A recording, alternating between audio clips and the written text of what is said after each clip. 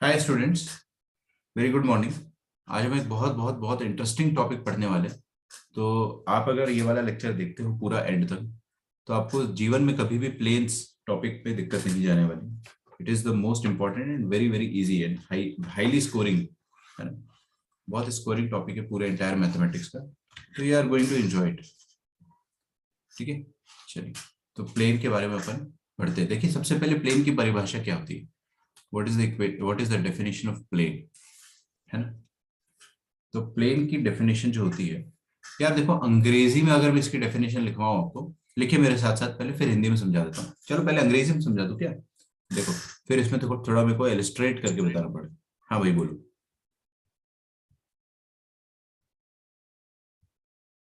कोई कुछ कहना चाह रहे हैं?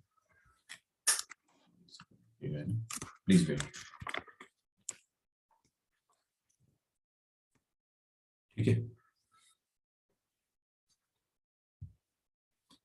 यस। तो प्लेन की इक्वेशन देखिए क्या होता है ना, कि मेरे पास एक सरफेस है। अब क्या गारंटी है कि ये एकदम फ्लैट है? क्या गारंटी है कि इसमें कर्व नहीं है, मतलब ये ऐसा मुड़ा हुआ नहीं है ना। क्या गारंटी है कि ये फ्लैट है? अगर ये फ्लैट है तो इसको अपन प्लेन कहेंगे। देखो यार, इस सरफेस पे मैंने कोई भी दो पॉइंट रख दिए, कोई भी दो पॉइंट। ठीक है। ये एक पॉइंट ऐसा रख दिया, ये मेरा गिटार का पिक है। एक और गिटार का पिक यहाँ पर भी है, वो भी निकाल लेता हूँ। एक पॉइंट ये रख दिया। अगर इन दोनों पॉइंट्स को मैं ज्वाइन करता हूँ, if I join these two points, ठीक है, ये दोनों पॉइंट को मैं अगर ज्वाइन करता हूँ, येलो वाला दिख रहा होगा, तो एक लाइन बनेगी। अगर वो लाइन पूरा का पूरा सरफेस पर लाई करती है ना, पूरा का पूरा उसका एक एक हिस्सा उसका सरफेस को अगर टच करता है, then the surface is definitely a plane. अगर हिस्सा टच नहीं करता है तो वो प्लेन नहीं है, उसमें फिर कुछ ना कुछ कर्व होगा या फिर अंडुलेशन होगा। जैसे कि ये अगर मैंने इसको थोड़ा सा मोड़ दिया, अब अगर मैं वो दोनों पॉइंट को ज्वाइन करता है तो थोड़ा व्हाइट वाला लगता है ना। तो देख रहा है आपको, ये मार्कर जो है अब वो पूरा का पूरा सरफेस को टच नहीं कर रहा है, यहाँ से गैप है। ठीक है। तो प्लेन की परिभाषा जो है, प्लेन एक ऐसा सरफेस है जिस पर अगर अपन कोई भी पॉइंट पॉइंट ले, कोई भी दो पॉइंट ले, उन दोनों पॉइंट को ज्वाइन करने पर, उन दोनों पॉइंट को ज्वाइन करने पर जो लाइन बनती है, that line should completely lie on the surface. ठीक है। तो लिखेंगे इस बात को, अंग्रेजी में लिखेंगे अपन। ठीक है। देखिए, a plane is a surface, a plane is a surface such that such that a line segment joining any two point, line segment joining any two point,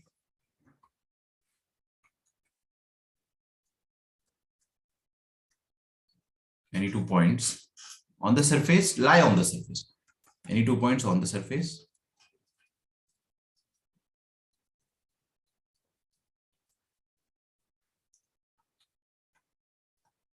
lie on the surface। ठीक है। अब plane का अपन ने definition देख लिया, plane की अपन equation के बारे में बात करते हैं।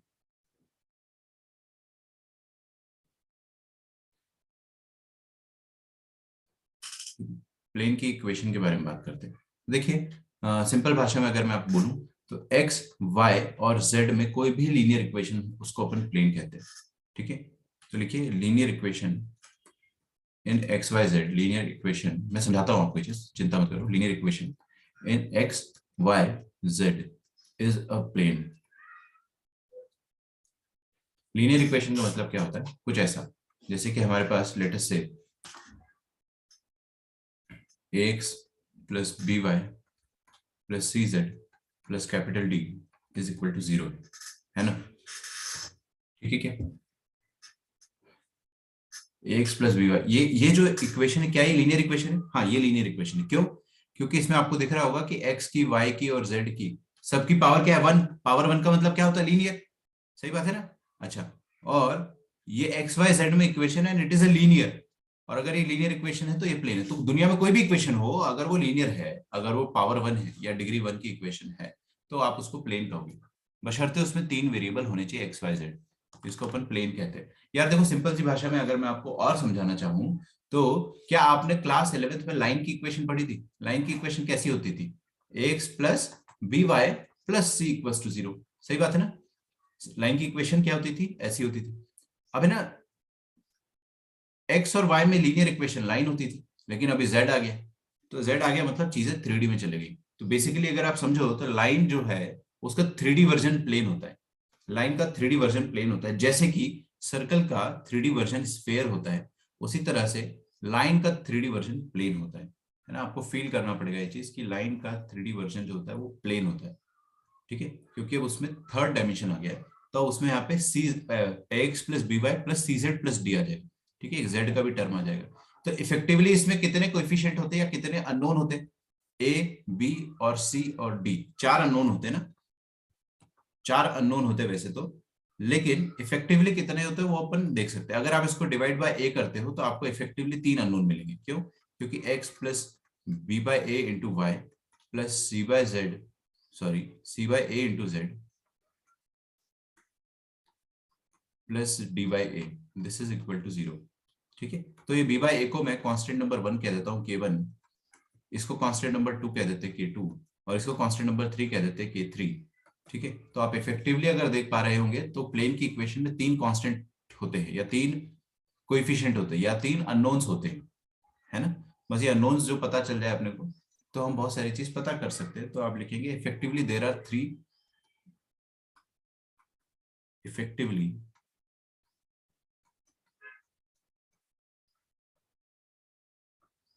There are three not unknowns.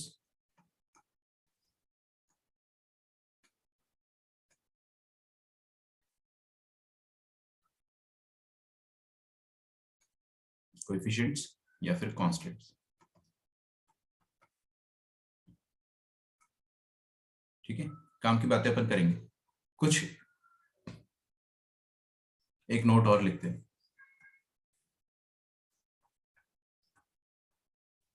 देखिए 3 पॉइंट्स, देखिए आपके स्पेस में कोई भी 3 पॉइंट, कोई भी 3 पॉइंट, वो तीनों पॉइंट हमेशा एक यूनिक प्लेन फॉर्म करेंगे। All those 3 points will form a unique plane और will they will pass through a unique plane.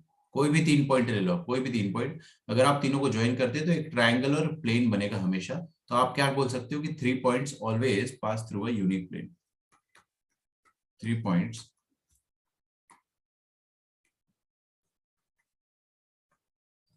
always pass through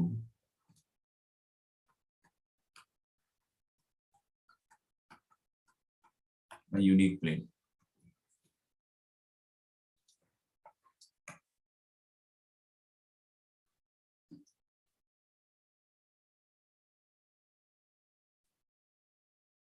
ठीक है, और 2 पॉइंट की बात करें अगर तो 2 पॉइंट से तो इनफाइनाइट प्लेन्स पास कर सकते हैं।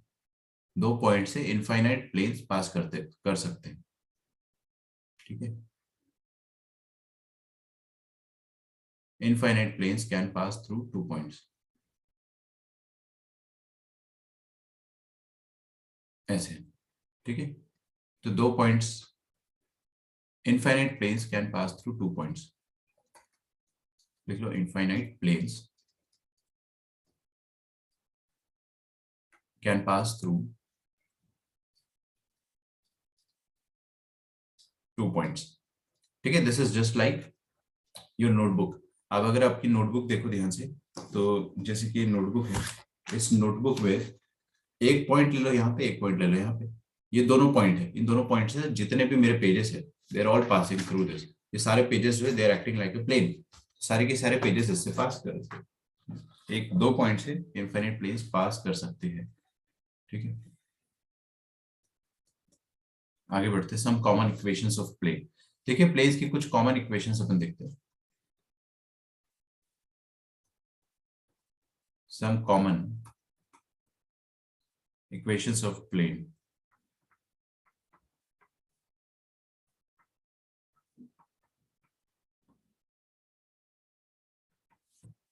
ठीक है, फिर मैं आपको डिटेल में पढ़ाना स्टार्ट करूंगा।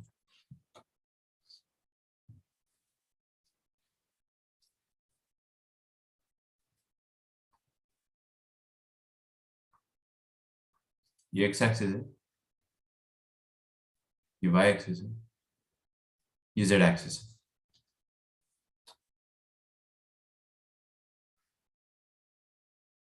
ठीक है, तो ये वाला जो प्लेन होता है, कहाँ मिट गया मैंने जो लिखा था, वाई एक्सिस है, ये जेड एक्सिस है। ठीक है, तो ये वाला जो प्लेन कहलाएगा इसको अपन कौन सा प्लेन कहेंगे, क्योंकि ये एक्स एक्सिस और वाई एक्सिस से मिलकर बना है ना, एक्स एक्सिस और वाई एक्सिस से मिलकर बना है, तो अपन इसको कहेंगे एक्स वाई प्लेन। ठीक है क्या, है ना। और अगर मैं ये वाला प्लेन बनाऊं यहाँ पे,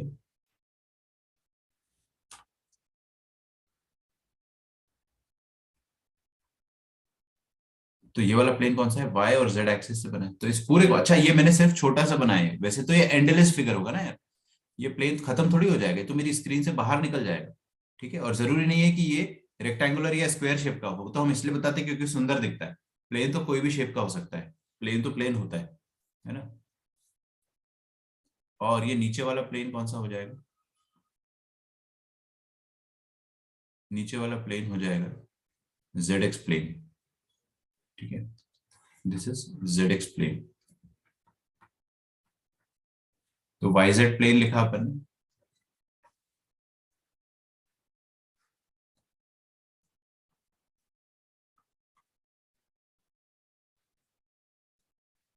हाँ जी, अब काम की बात देखो, इक्वेशन अगर लिखनी है अपने को एक्स वाई प्लेन की, वाई जेड प्लेन की और जेड एक्स प्लेन की, तो इनकी इक्वेशन बहुत आसान होती है, वेरी वेरी इजी। ठीक है, मैं आपको आसानी से समझाता हूँ। सबसे पहले आप एक्स वाई प्लेन की अगर इक्वेशन लिखना चाहते हो, तो एक्स वाई प्लेन की इक्वेशन में कौन सा, सुनो यहां पर रखा हुआ कोई पॉइंट अगर मैंने देखा एक्स वाई प्लेन में, अगर कोई भी पॉइंट मैंने रखा, कोई भी पॉइंट, तो उस पॉइंट के पास एक्स कोऑर्डिनेट होगा, वाई कोऑर्डिनेट होगा, लेकिन जेड कोऑर्डिनेट निश्चित रूप से जीरो होगा, क्योंकि वो जेड कोऑर्डिनेट की तरफ बढ़ ही नहीं रहा है ना। सोचकर देखो ना, वो ऊपर थोड़ी आ रहा है ऐसे, वो पॉइंट ऐसे ऊपर आ ही नहीं रहा है, वो सरफेस पे रखा हुआ है, तो उसका जेड कोऑर्डिनेट डेफिनेटली जीरो होगा, है ना। तो एक्स वाई प्लेन पर जेड कोऑर्डिनेट हमेशा जीरो होगा, तो हम इसको z is equal to zero से डिनोट करते हैं। ठीक है, या z is equal to zero जो है that is the equation of x y plane. सुनने में थोड़ा अजीब लगता है कि सर ये क्या जरा सी इक्वेशन, हाँ ऐसी होती है, आपको कंफ्यूज नहीं होना है। z is equal to zero मतलब एक ऐसा प्लेन जहां पर z कोऑर्डिनेट हमेशा जीरो हो। समझ में आ रही मेरी बात आपको, पक्का।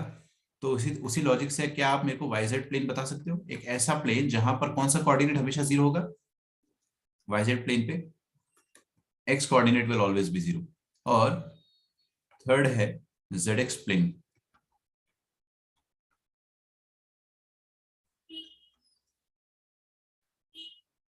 जेड एक्स प्लेन क्या हो जाएगा, एक ऐसा प्लेन जहां पर y coordinate zero, that is y is equal to zero. तो ये बड़ी आसान आसान सी तीन इक्वेशन मैंने आपको बता दिया है, ताकि हमारे को फ्यूचर में कभी भी ये मिले तो हम उसको पहचान पाए।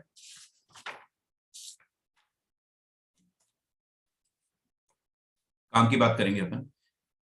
ठीक है, फाइंडिंग इक्वेशन ऑफ प्लेन, तो लिखिए इक्वेशन ऑफ प्लेन। आप अगर पहला वाला पार्ट समझ लेते हो तो मैं आपको दावा कर रहा हूं कि आपको पूरा चैप्टर समझ में आ जाएगा। इक्वेशन ऑफ प्लेन, इसके बहुत सारे टाइप्स होते हैं, तो मैं आपको सबसे पहला टाइप बताऊंगा। अगर आपने वो समझ लिया तो इसका मतलब आपके लिए खेल खत्म, बस उसके बाद आपको लॉजिक लगाना है सिर्फ। पहली बार में मैं आपको लॉजिक लगाना सिखाऊंगा, उसके बाद आपको खुद से लगाना है। ठीक है, अच्छा सॉरी,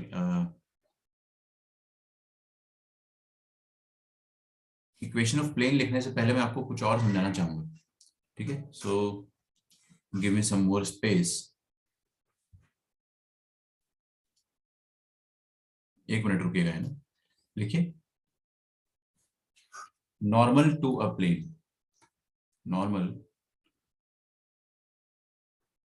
टू अ प्लेन, एक प्लेन का नॉर्मल क्या होता है, नॉर्मल वेक्टर क्या होता है। ठीक है, ज्यादा मुश्किल नहीं है, टॉपिक काफी आसान है। तो देखिए अगर हमारे पास कोई प्लेन है, let us say that we have a plane in this manner.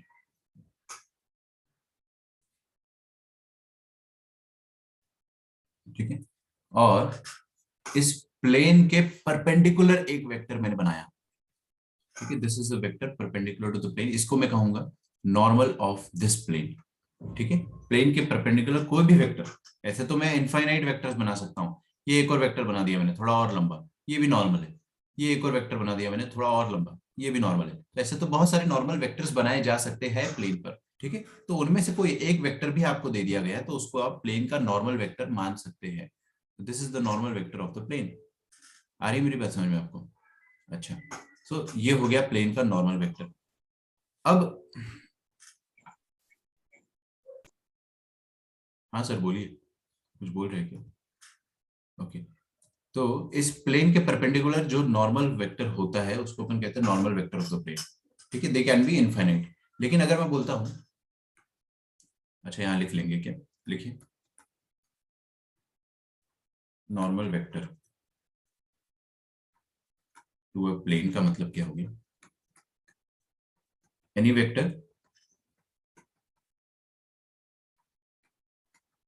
which is perpendicular to the surface of the plane, to the surface of the plane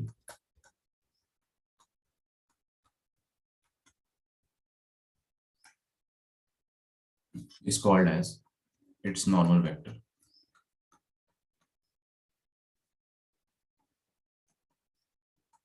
ठीक है, अच्छा अब नॉर्मल वेक्टर तो मैंने आपको बता दिया, लेकिन अगर बताइए मैं, there can be infinite normal vectors. लिखो there can be infinite normal vectors to plane, simply there can be infinite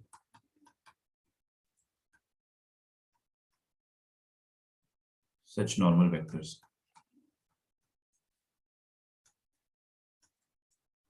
to a plane। लेकिन अगर मैं बात करता हूं नॉर्मल यूनिट वेक्टर की, नॉर्मल वेक्टर यूनिट वेक्टर, तो उस बारे में अगर अपन बात करते हैं तो देखते हैं। तो देखिए normal unit vector to a plane, तो नॉर्मल तो होना ही चाहिए लेकिन यूनिट वेक्टर होना चाहिए। तो सबसे पहले मैं आप लोगों से कुछ पूछूंगा, देखते हैं कौन मुझे बताता है। पहले मैं समझा देता हूँ कि नॉर्मल यूनिट वेक्टर होता क्या है। एक ऐसा वेक्टर जो कि प्लेन से नॉर्मल तो है लेकिन सिर्फ उसकी लेंथ 1 यूनिट है। तो कुछ ऐसा मान लेते हैं, ये रेड वाला जो वेक्टर मैंने बनाया ना यहाँ पे, तो बेसिकली एक ऐसा वेक्टर जो कि नॉर्मल तो है लेकिन इसकी यूनिट 1 है, मतलब एन कैप कह सकते हैं। सही बात है। अच्छा, तो ये रेड वाला जो वेक्टर मैंने बनाया है that is a normal unit vector. Normal vector नहीं, नॉर्मल यूनिट वेक्टर। बस बारीक सा फर्क है यार, अगर वेक्टर का लेंथ 1 नहीं हो तो उसको आप नॉर्मल कहोगे, और वेक्टर का लेंथ 1 हो तो उसको नॉर्मल यूनिट वेक्टर कहोगे। तो आप मेरे को बता सकते हैं कि ऐसे लाल वाले नॉर्मल यूनिट वेक्टर मैं कितने बना सकता हूँ प्लेन पर? How many normal unit vector can I draw to a plane? Anyone? कितने नॉर्मल यूनिट वेक्टर्स में बना सकता हूँ प्लेन पर? यूनिट वेक्टर एक एक लेंथ, 1 1 यूनिट लेंथ के। Infinite. Okay. Anyone? Advait is saying one. Okay. Anyone else? अच्छा अभी तक करेक्ट आंसर आया नहीं है। ठीक है, there is one more correct answer, there is one correct answer of course. You are close but not enough. देखो रिचा, आपका इनफाइनाइट तो गलत है, क्योंकि क्या है कि आप एक नॉर्मल वेक्टर अगर यहाँ पे बना दो थोड़ा सा दूर, तो ये वाला भी यूनिट वेक्टर और ये वाला भी यूनिट वेक्टर, दोनों सेम यूनिट वेक्टर है ना, दोनों का लेंथ 1 1 है। तो बेसिकली बोथ आर सेम ना, दोनों पैरेलल, दो पैरेलल वेक्टर सेम ही होते हैं मैथमेटिक्स में, because they can be overlapped, they can be overlapped. तो मैथमेटिक्स में दो पैरेलल वेक्टर अपन सेम ही मानते हैं विद द सेम लेंथ। दो बना सकते हैं, Richa is saying now you are correct. एक ऊपर बन सकता है क्योंकि ऊपर वाले सरफेस में आप कितना भी एक एक यूनिट तो बना दो, they are all same, they all can be overlapped, क्योंकि सबका डायरेक्शन सेम है और सबका मैग्नीट्यूड सेम है, तो द वेक्टर्स आर सेम, है ना। तो इस जितने भी यूनिट वेक्टर्स मैं बना रहा हूं प्लेन में, normal unit vectors, they are all same. लेकिन हाँ, इन्हीं का अगर मैंने कॉपी नीचे बना दिया, उल्टा उल्टे डायरेक्शन में अगर मैंने बना दिया सरफेस के उल्टे में, तो भी वो यूनिट वेक्टर तो होगा ही होगा। Now they are not same, क्योंकि ये वाला वेक्टर जो है एक दूसरे का नेगेटिव है, तो technically we can not say that both are same. ठीक है, तो एक आप यूनिट वेक्टर ऊपर बना सकते हो, एक यूनिट वेक्टर आप नीचे बना सकते हो, तो टोटल दो यूनिट वेक्टर्स बनाए जा सकते हैं एक प्लेन पे। तो आज अपन ने क्या सीखा कि नॉर्मल यूनिट वेक्टर क्या होता है? एक ऐसा यूनिट वेक्टर जो 1 लेंथ का हो। और कितने ऐसे बनाए जा सकते हैं? दो। ठीक है, अच्छा, और नॉर्मल वेक्टर्स जो होते हैं वो इनफाइनाइट बनाए जा सकते हैं किसी भी लेंथ के, किसी भी लेंथ के। Is that okay? तो नॉर्मल यूनिट वेक्टर मतलब unit vector perpendicular to the unit vector perpendicular to the surface of the plane। To the surface of the plane. ऐसे कितने यूनिट वेक्टर बनाए जा सकते हैं? Two such unit vectors.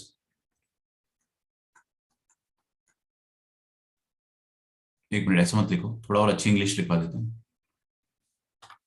अ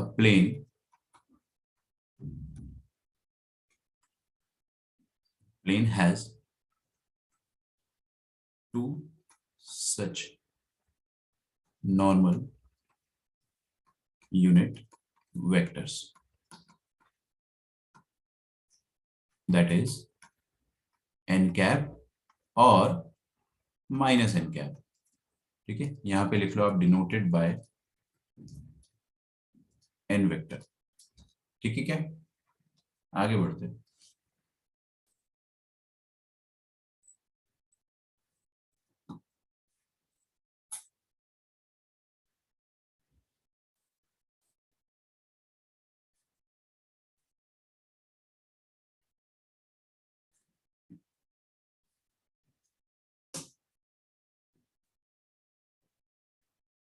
अब equation of plane देखते हैं अपन, फिर हम लोग आगे बढ़ेंगे।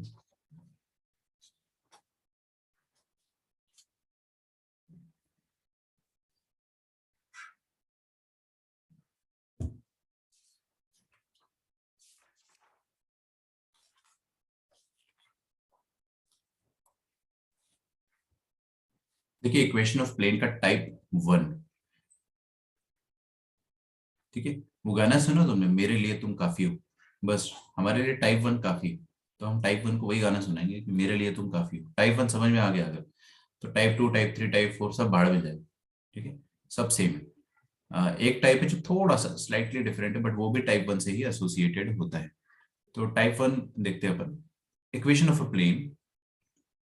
टाइप 1 में क्या होता है वो अपन देखते हैं, लिखिए equation of a plane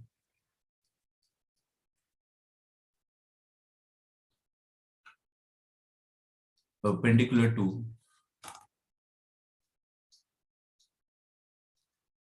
a given vector, perpendicular to a given vector and passing through a given point,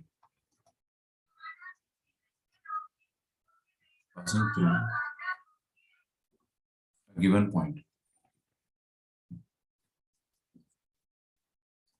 ठीक है, सिनेरियो तो मैंने लिख दिया, अब समझा भी देता हूं। अच्छा,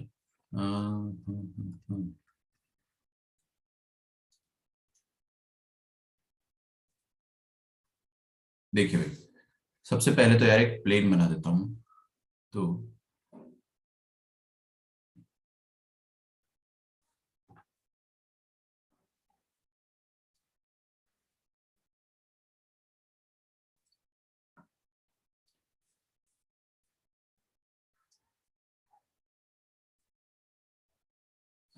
है ना, ये एक प्लेन बनाया और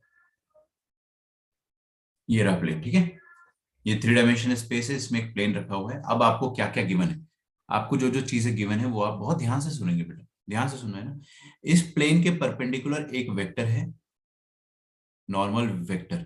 वो नॉर्मल वेक्टर आपको गिवन है। मैं आपको फिर से बता देना चाह रहा हूं कि नॉर्मल वेक्टर गिवन है, नॉर्मल यूनिट वेक्टर नहीं दिया हुआ है। हालांकि फर्क नहीं पड़ता है, कोई भी वेक्टर हो, बस वो परपेंडिकुलर होना चाहिए। ठीक है, तो उसको अपन नॉर्मल वेक्टर कह देंगे, जरूरी नहीं कि यूनिट वेक्टर हो। दूसरी बात, इस प्लेन पर रखा हुआ एक खूबसूरत पॉइंट हमें पता है। So we know a beautiful point which is already lying on the surface of the plane. That point can be treated as this. ये पॉइंट अपन इसको ए पॉइंट बोल देता हूं। और इस पॉइंट का कोऑर्डिनेट ध्यान से देखिए, आगे हर कोई लिखना छोड़ दीजिए। हाँ, इस पॉइंट का कोऑर्डिनेट जो है वो क्या है, ए वेक्टर। आप समझते हो अब अच्छे से कि कोऑर्डिनेट ए वेक्टर होने का क्या मतलब होता है। अब हमें प्लेन की इक्वेशन लिखनी है। We need to write the equation of plane. अच्छा, जैसे कि मैंने कल आपको लाइन में समझाया था, वैसे ही मैं आपको प्लेन में थोड़ा थोड़ा समझाऊंगा। तो लाइन में मैंने आपको कल जो चीज समझाई थी वो ये था कि लाइन की इक्वेशन अपन दो भाषा में लिख सकते थे। पहली भाषा होती थी क्या, लाइन की इक्वेशन पहली भाषा होती थी वेक्टर भाषा, दूसरी होती थी कार्टेशियन। तो वेक्टर फॉर्म में लाइन की इक्वेशन अपन लिख लेते थे और कार्टेशियन फॉर्म में लाइन। हाँ, लाइन की इक्वेशन जैसे हम कल लिखते थे, प्लेन की इक्वेशन वैसे नहीं लिखेंगे, वो काफी अलग होता है। बट एक चीज सेम होगी कि ये भी वेक्टर फॉर्म और कार्टेशियन फॉर्म दोनों में लिखी जाएगी, ठीक है ना। तो ये आपको समझना है। ओहो, ठीक है। तो लाइन की इक्वेशन, और दूसरी बात, लाइन की इक्वेशन में हम क्या निकालना चाहते थे, आप ये तो समझो। लाइन की इक्वेशन में हम क्या निकालना चाहते थे? तो लाइन की इक्वेशन में हम क्या निकालना चाहते थे? We wanted to find the value of any point on the line. इस लाइन पर रखा हुआ कोई भी पॉइंट, कोई भी पॉइंट है, हम उस पॉइंट को निकालना चाहते थे। याद है आपको? तो मैं आपको बताता हूं अच्छे से। ये रही लाइन, हम लाइन पे रखा हुआ कोई भी point r vector, that is x comma y comma z, या x i cap y j cap या जेड के कैप, दोनों तरीका से ही, कोई दिक्कत नहीं है। हम एक्स वाई जेड निकालना चाहते थे, हम लाइन पर रखा हुआ कोई भी जनरल पॉइंट निकालने की कोशिश करते थे, ठीक है। तो कभी भी अपन लाइन की इक्वेशन लिखते हैं, इसका मतलब क्या होता है? हम लोग लाइन की इक्वेशन लिखते हैं, इसका मतलब यह होता है कि लाइन पर रखा हुआ कोई पॉइंट है, हम उस पॉइंट को निकालना चाहते हैं, मतलब we want to find the value of r vector. We want to find the value of r vector, कि आर वेक्टर को हम कैसे लिख सकते हैं, कैसे फाइंड कर सकते हैं। लाइन पर कितने पॉइंट होंगे? इनफाइनाइट। उन इनफाइनाइट पॉइंट्स को एक साथ कैसे फाइंड कर सकता हूं मैं, एक ही इक्वेशन से कैसे एसोसिएट कर सकता हूं, I want to write that, ठीक है ना। अच्छा, तो हम आर वेक्टर निकालना चाहते हैं, that is any point on the line. Same चीज अपन प्लेन पर भी करेंगे। आर वेक्टर क्या होता था, कल आपको समझ में आया? R vector is a position vector of any general point, और वो पोजीशन वेक्टर क्या होता था? X i cap y j cap z k cap, या x comma y comma z Cartesian form में बोले तो। उसी तरह से, उसी तरह से हम प्लेन पर भी एक आर वेक्टर फाइंड करना चाहेंगे। तो ये रहा प्लेन। इस प्लेन पर भी एक पॉइंट जरूर यहां पर होगा। कोई भी एक जनरल पॉइंट ले लेता हूं मैं आर, और उस पॉइंट के कोऑर्डिनेट आर वेक्टर ले लेते हैं। मन ही मन में आपने को बताया वो आर वेक्टर क्या है? Any point lying on that plane. और किसी भी पॉइंट के कोऑर्डिनेट कैसे लिखे जा सकते हैं? X comma y comma z. सही है क्या? तो हमें बस ये पॉइंट जो है वो पता करना है। देखिए कैसे पता करते हैं, कैसे पता करते हैं, फंडा सीखिएगा, है ना। हम क्या करेंगे कि एक वेक्टर लिखेंगे यहाँ पे, ए आर वेक्टर। ये ए और आर को ज्वाइन कर देंगे तो आपको एक वेक्टर मिलेगा, ए आर वेक्टर। और मेरे को आर क्या वैल्यू पता करना, I want to find the value of r. सही बात है ना। तो मैं क्या करूंगा कि I want to find a relation, एक रिलेशन में निकालूंगा इस नॉर्मल वेक्टर में, उस ए आर वेक्टर में, सच दैट मेरे पास आर वेक्टर आ जाए, ठीक है ना। जैसे कि अपन लोकस निकालते थे कक्षा 11वीं में, तो एच कॉमा के मानते थे हम किसी भी पॉइंट को जिसका लोकस निकालना है, और फिर उस पॉइंट में क्या करते थे? एच और के बीच में रिश्ता निकालते थे, any relation between H and के, वही तो होता था लोकस ऑफ दैट पॉइंट। तो यहां पर भी हम वही करेंगे कि ये पॉइंट, जनरल पॉइंट जो है वो, गिवन पॉइंट जो है वो, और जो नॉर्मल वेक्टर है, जो इन तीनों के बीच में आपस में कोई भी रिश्ता अगर अपन ने निकाल लिया, वही रिश्ता क्या कहलाएगा? ठीक है, तो रिश्ता क्या कहलाता है बताओ? ये रिश्ता कहलाएगा प्लेन का इक्वेशन, ठीक है। तो जनरल पॉइंट, गिवन पॉइंट और नॉर्मल पॉइंट, नॉर्मल वेक्टर के बीच में जो भी रिलेशन आएगा, that will be called as the equation of plane, ठीक है। तो आप चाहो तो ये चीज को लिख सकते हो, बिकॉज जनरली बुक्स में ये चीज बताता नहीं है कि क्या है प्लेन। तो प्लेन इज लिख है ना, आर वेक्टर को फाइंड करना प्लेन कहलाता है या लाइन कहलाता है। फिर any relation on the given parameters, ठीक है। इक्वेशन ऑफ प्लेन मतलब क्या रहेगा, लिख लो यहाँ पे, equation of plane will be any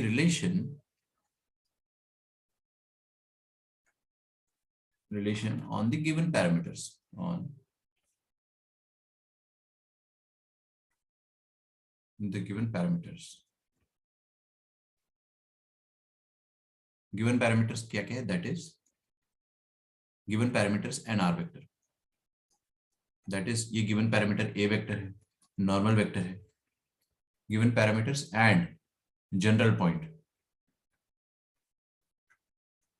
ठीक है। ये मैं आपको अपने मन से लिखवा रहा हूँ, इस चीज को आप ध्यान रखिए कि प्लेन की इक्वेशन क्या होती है, कि आर वेक्टर जो होता है जनरल पॉइंट, उसका गिवन पैरामीटर्स के साथ आप रिलेशन निकाल लें। अब रिलेशन कैसे निकालना है वो आप समझिए, ठीक है। ये ए आर वेक्टर क्या है? सरफेस पर रखा हुआ कोई भी वेक्टर है। दिख रहा है क्या आपको? जैसे कि मेरे पास ये सरफेस है, इस सरफेस पर नॉर्मल ये वाला वेक्टर है, this is a vector which is normal to the surface, आपको दिख रहा होगा, ठीक है। This is vector normal to the surface, और इस सरफेस पर एक पॉइंट ये रखा हुआ है, ये एक वेक्टर रखा हुआ है, ये वेक्टर है ए आर वेक्टर। समझो इस चीज को, A R, a are, a are vector है, और इस सरफेस के परपेंडिकुलर कोई ना कोई एक वेक्टर है अपने पास, that is the normal vector, वो यहां पर होगा। तो आपको एक चीज समझनी है क्या, कि ये ए आर वेक्टर और ये नॉर्मल वेक्टर, ये भी आपस में परपेंडिकुलर होंगे। क्यों? क्योंकि नॉर्मल वेक्टर को तो मैं कहीं पे भी पैरेलली मूव कर सकता हूँ, तो मैं इसको टेल टू टेल अगर मिलाता हूँ, तो ये दोनों वेक्टर्स मेरे को परपेंडिकुलर नजर आएंगे कि नहीं आएंगे? आएंगे, बिल्कुल नजर आएंगे। और दो परपेंडिकुलर वेक्टर्स के साथ क्या मैथमेटिकल रिलेशन लगाया जा सकता है बताइए? दो परपेंडिकुलर वेक्टर्स जो होते हैं उनके साथ क्या मैथमेटिकल रिलेशन लगाया जा सकता है? वेक्टर की दुनिया में अपन क्या इक्वेशन या क्या कुछ भी सोचिए आप, दो परपेंडिकुलर वेक्टर के साथ मैं क्या कर सकता हूँ? उनका डॉट प्रोडक्ट जीरो कर सकता हूँ, उनका डॉट प्रोडक्ट जीरो कर सकता हूँ। और डॉट प्रोडक्ट जीरो करने से, बिल्कुल dot product zero, dot product zero करने से मेरे को आर ए एन पे रिलेशन मिल जाएगा। बस यही चीज मेरे को आपको समझानी थी, अब अपन समझते हैं इसको। तो देखिए, ये जो लिख रहा हूं मैं यहाँ पे, this is the vector equation of plane, ये मैं हेडिंग बाद में लिखूंगा, तो आप एक लाइन छोड़ लेना टाइटल के लिए, है ना? तो देखो, ये जो ए आर वेक्टर होगा that is perpendicular to the normal vector.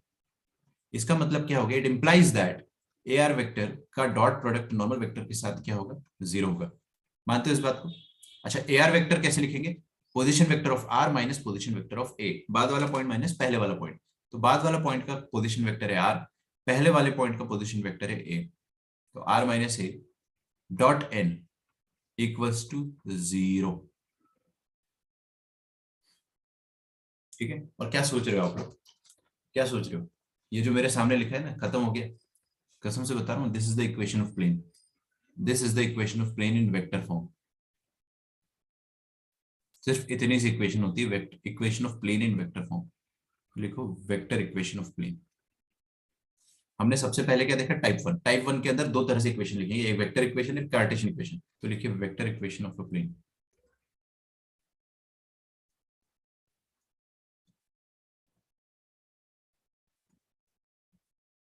ठीक है?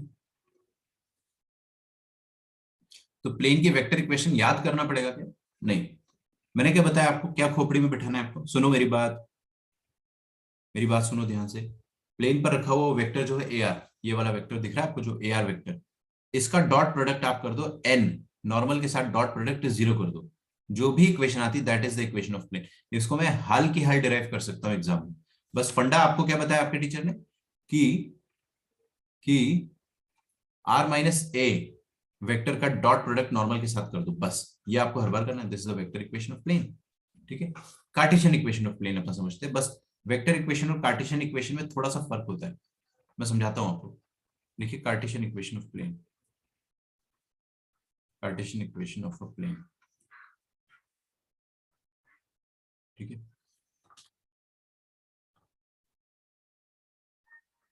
Cartesian equation of a plane.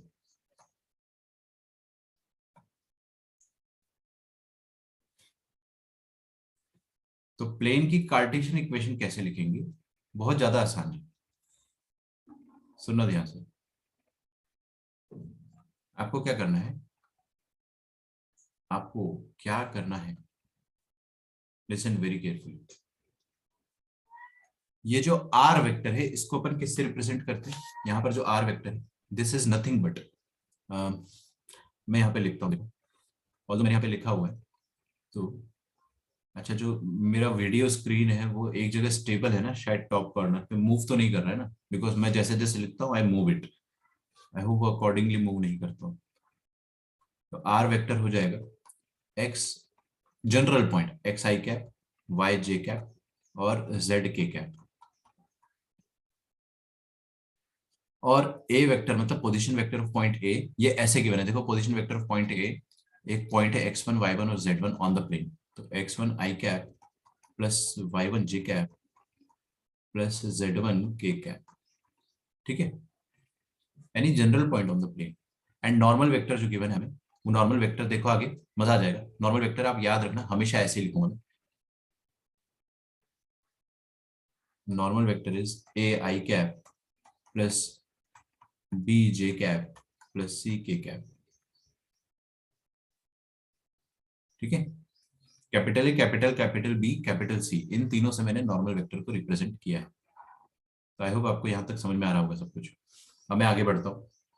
Cartesian equation of plane लिखना है तो देखो आर वेक्टर की जगह उसका वैल्यू रख दो ना x Y z, a vector की जगह x one y one z one, और एन वेक्टर नॉर्मल वेक्टर की जगह एबीसी रख दे पक्का। तो देखो x i cap plus y j cap plus z k cap,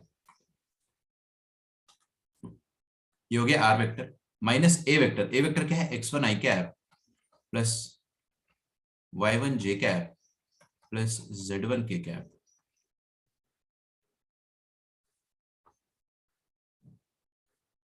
ये हो गया r minus a vector dot, dot इसका किसके साथ करेंगे नॉर्मल वेक्टर के साथ, तो नॉर्मल के साथ डॉट कर रहा हूं, देखिए A I cap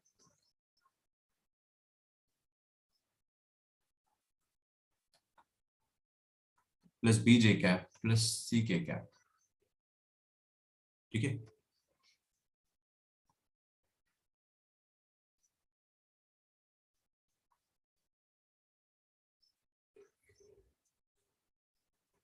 this is equal to 0। Okay, हाँ शांति रुको जरा सबर करो। देखो x minus x one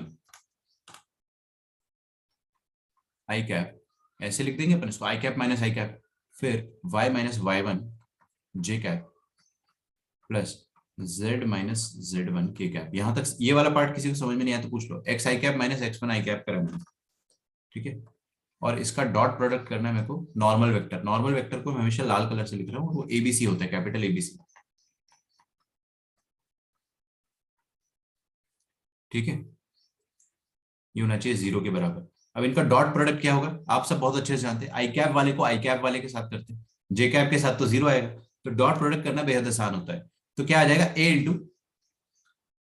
into X minus x one, आई कैप तो 1 हो गया, plus B into Y minus Y one plus C into Z minus Z one equals 0। ये जो हमारे सामने इक्वेशन लिखी हुई है, this is the equation of plane in Cartesian form, equation of plane in Cartesian form. ठीक है, इसको और सिंप्लीफाई करके दूंगा मैं आपको।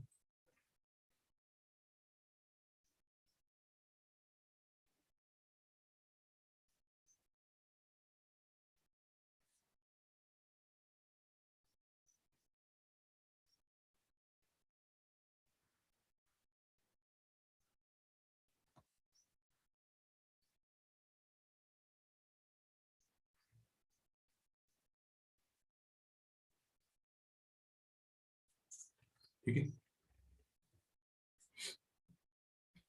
हाँ आप समझो इस चीज को अच्छे से समझो, मैं इसको और सिंप्लीफाई करके दूंगा आपको और अच्छे से समझाता हूँ। लेकिन कार्टेशियन इक्वेशन कैसे लिखते हैं अपन, ठीक है, वेक्टर इक्वेशन कैसे लिखते हैं, वेक्टर इक्वेशन नहीं नहीं नहीं आप लोग रटोगे तो दिक्कत है।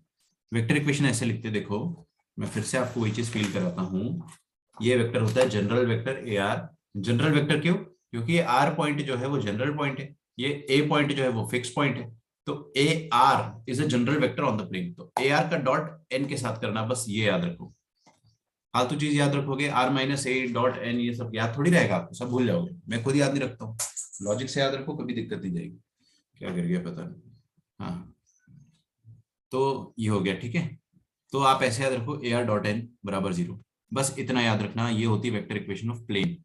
कार्टेशियन इक्वेशन जो होती है उसको अपन अच्छे से याद रख सकते हैं। कैसे, सीखो भाई कैसे याद रख सकते हैं, सबकी नजर आगे होनी चाहिए। मान लो ये प्लेन, मान लिया इस प्लेन का नॉर्मल वेक्टर अपने को गिवन है, नॉर्मल वेक्टर गिवन है 3 आई कैप प्लस, लिखना मत कुछ भी मत लिखना, 4 जे कैप प्लस 7 के कैप। इस प्लेन पर रखा हुआ एक खूबसूरत पॉइंट अपने को गिवन है 1 2 4, 1 2 5। ठीक है, अब आपको प्लेन की इक्वेशन लिखनी कार्टेशियन फॉर्म में, तो प्लेन की इक्वेशन कार्टेशियन फॉर्म में कैसे लिखेंगे, नजर आ गई। देखो क्या करते हैं, x minus x one, x minus जो पॉइंट है उसका एक्स कोऑर्डिनेट मतलब 1, plus y minus Y one मतलब 2, ये वाला पॉइंट क्या है 2, y minus Y one that is 2, plus z minus Z one that is 5 equals to 0। और सुनो अभी खत्म नहीं हुआ है, फिर से वही, रुको जरा, अब देखो क्या करना है आपको, ये ए बी सी इधर देखो, हर कोई प्लेन की इक्वेशन में यहाँ पर क्या लिखा हुआ है ए बी और सी, तो एबीसी क्या होता है नॉर्मल वेक्टर के 3 4 7 कंपोनेंट, यहाँ पे 3 4 7 है मेरा मतलब, तो यहाँ पे आप 3 लिख दो 4 लिख दो, 7 लिख दो, बस ये होगी प्लेन की इक्वेशन कार्टेशियन फॉर्म में। इतने आसानी से लिखी जा सकती है प्लेन की इक्वेशन कार्टेशियन फॉर्म में, अगर आपको एक पॉइंट पता है और आपको नॉर्मल वेक्टर पता है तो। समझ में आ रहा है? मैं आपको क्वेश्चन की फॉर्म में लिखवा के दूंगा, उसकी आप चिंता मत करो, ठीक है। इसको अभी फिलहाल मैं हटा रहा हूँ यहाँ से। लिख लिया? देख लो यहाँ पे ना, किसी को लिखना हो तो लिख भी लेना, स्क्रीनशॉट ले लो। हालांकि I will give you the similar question very soon. अच्छा, इसको है ना थोड़ा और सिंप्लीफाई करते हैं, ठीक है। इसको अगर मैं और सिंप्लीफाई करूंगा तो क्या आप मुझे बता सकते हो कि a into x, b to y और सी टू जेड, इनको अलग अलग कर दूं मैं? पक्का? A X B Y C Z अलग अलग कर दूं? क्या बात कर रहे हो? चलो आप लोग मेरे को इतना फोर्स कर रहे हो तो A x plus B Y plus C Z इनको अलग अलग कर दिया। फिर और ये A X one, B Y one और सी जेड वन, इन सबको अलग अलग कर देता हूं। तो ए एक्स वन माइनस का आएगा, minus B Y one minus C Z one. ये माइनस माइनस सब कॉमन लेके इनको एक कांस्टेंट बना दिया जाता है। अच्छा, ये क्या है? ये तो एक नंबर होगा, a two X one, B to Y one और सी two Z one, this will be definitely a constant. मैं क्या करना चाह रहा हूं कि इस पूरे आइटम को एक कांस्टेंट, एक कैपिटल डी बोल देता हूं, है ना, ये पूरे माइनस के साथ। I will call it as capital D. So this will become A x plus B Y plus C Z plus capital D is equal to zero. मैंने आपको स्टार्टिंग में क्या वादा किया था? मैंने क्या वादा किया था कि प्लेन की इक्वेशन जो होती है that is a linear equation in x Y Z. Linear equation in x Y z यही होती है ना। अब वो वादा जो है वो मैंने साबित कर दिया है कि ऐसा सच में होता है कि कोई भी linear equation x Y z में हो वो प्लेन की इक्वेशन कहलाती है। This is the same equation when expanded, same equation जिसको अपन ने एक्सपैंड किया है। अच्छा, एक जादू बताता हूं मैं आपको और। अरे इतना लिखो तो सही, जादू में थोड़ा सा टाइम लगेगा। पहले इतना लिखो आप, फिर अपन आगे बढ़ते हैं। मेरा नाश्ता वेट कर रहा है बहुत देर से, क्लास के बाद खाया जाएगा।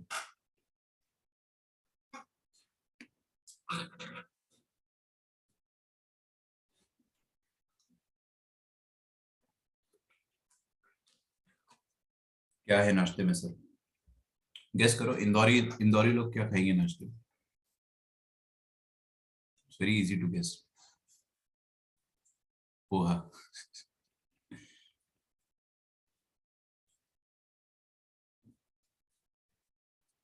वेरी टेम्पटिंग, लेकिन सही, एकदम सही।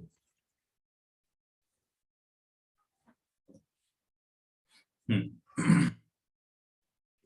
तो आज अपन ने एक चीज सीखी क्या, कि प्लेन की इक्वेशन जो होती है that is any linear equation in x Y z. अच्छा, दो तरीके से लिखी जा सकती है। एक तो ये वाला तरीका हो गया जो मैंने ब्लू वाले बॉक्स में डाला है, और एक ब्लैक वाले बॉक्स में, दोनों सेम। मान लो, मान लो हमारे पास एक लड़का है, उस लड़के का नाम आप जानते हो अच्छे से, बबलू। तो बबलू ने बोला कि भैया भैया मेरे पास एक प्लेन की इक्वेशन है ना। क्या बोला उसने? मेरे पास एक प्लेन की इक्वेशन है। वो प्लेन की equation 3x plus 4y plus 7z plus 3 plus 2 is equal to 0। तो आपको पता है, प्लेन की इक्वेशन अगर आपको कोई भी दे रहा है ना, तो उसमें x का कोएफिशिएंट, y का कोएफिशिएंट और z का कोएफिशिएंट हमेशा आपको एक चीज देगा। क्या चीज देगा? Any guess? x का, y का और z का कोएफिशिएंट आपको क्या देगा? ये x का कोएफिशिएंट नॉर्मल वेक्टर, मतलब हर प्लेन की इक्वेशन के साथ उसका नॉर्मल वेक्टर फ्री आता है, बिल्कुल फ्री फ्री। थ्री इडियट्स वाला सुना है ना तुमने डायलॉग? एकदम फ्री। तो अब प्लेन की इक्वेशन अपने को मिलती है तो उसके साथ क्या फ्री मिलता है? उसका नॉर्मल वेक्टर। तो ये वाली प्लेन जो है, इस प्लेन का, इस प्लेन का नॉर्मल वेक्टर क्या होगा? एग्जाम्पल, इस प्लेन का नॉर्मल वेक्टर आप आराम से लिख सकते हो, normal vector 3i cap plus 4j cap plus 7k cap रहेगा। कोई टेंशन की बात ही नहीं। एक्स का, वाई का और जेड का जो भी कोएफिशिएंट होता है that is the normal vector itself, ठीक है। तो इस चीज को आप लिख लो, कोएफिशिएंट ऑफ, नोट करके लिखना है ना, coefficients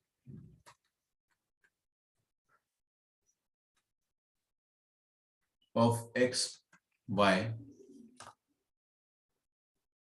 and z in any equation of plane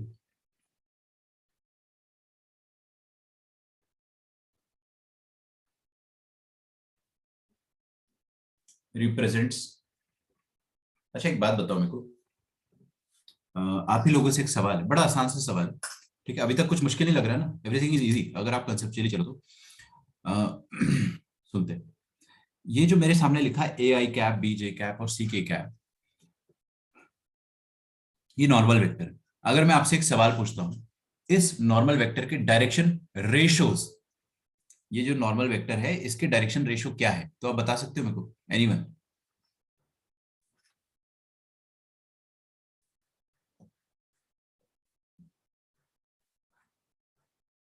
सही कह रहे हो, एबीसी।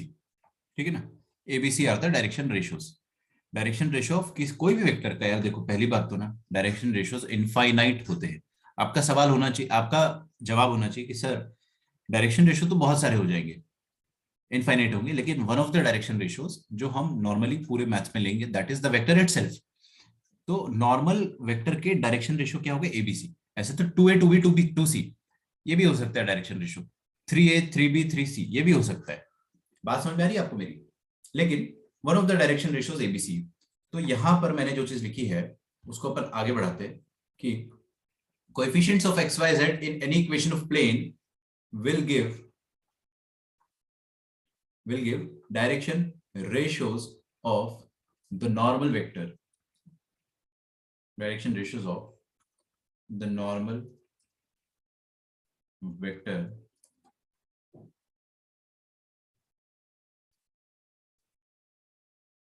of the plane। ये लिख लो आप यहां पर।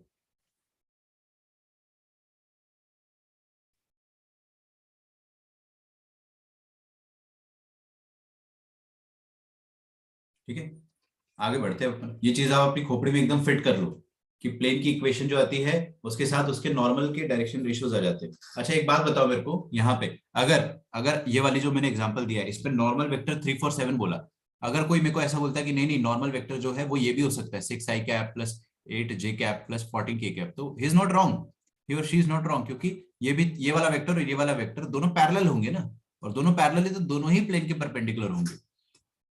बस मैं ऐसे ही बता रहा हूँ, हम करेंगे तो यही 3 4 7 को यूज करेंगे, बट 6 8 और 14 भी हो सकता है। हायर नॉलेज के लिए बता रहा हूँ बस। ठीक है, सवाल लिखते हैं। Find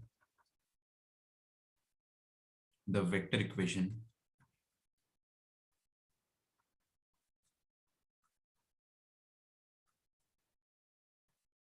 and Cartesian equation of a plane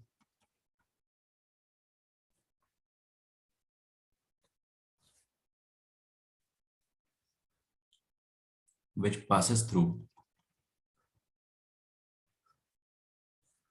which passes through the point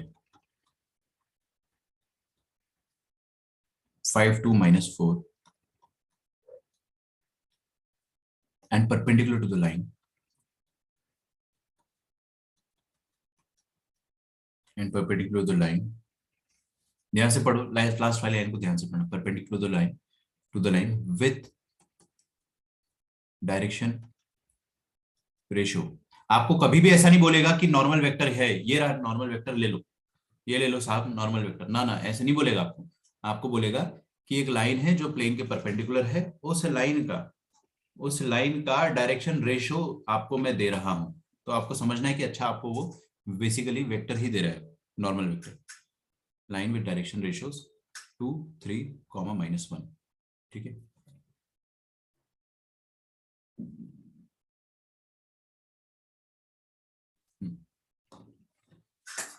कीजिए भाई इसको सॉल्व करो। Find the vector in the Cartesian equation of a plane.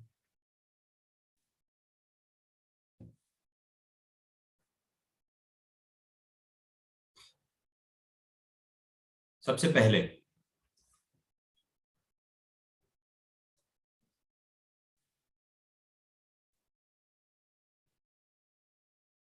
पहले हमें क्या दिया गया है, एक प्लेन है,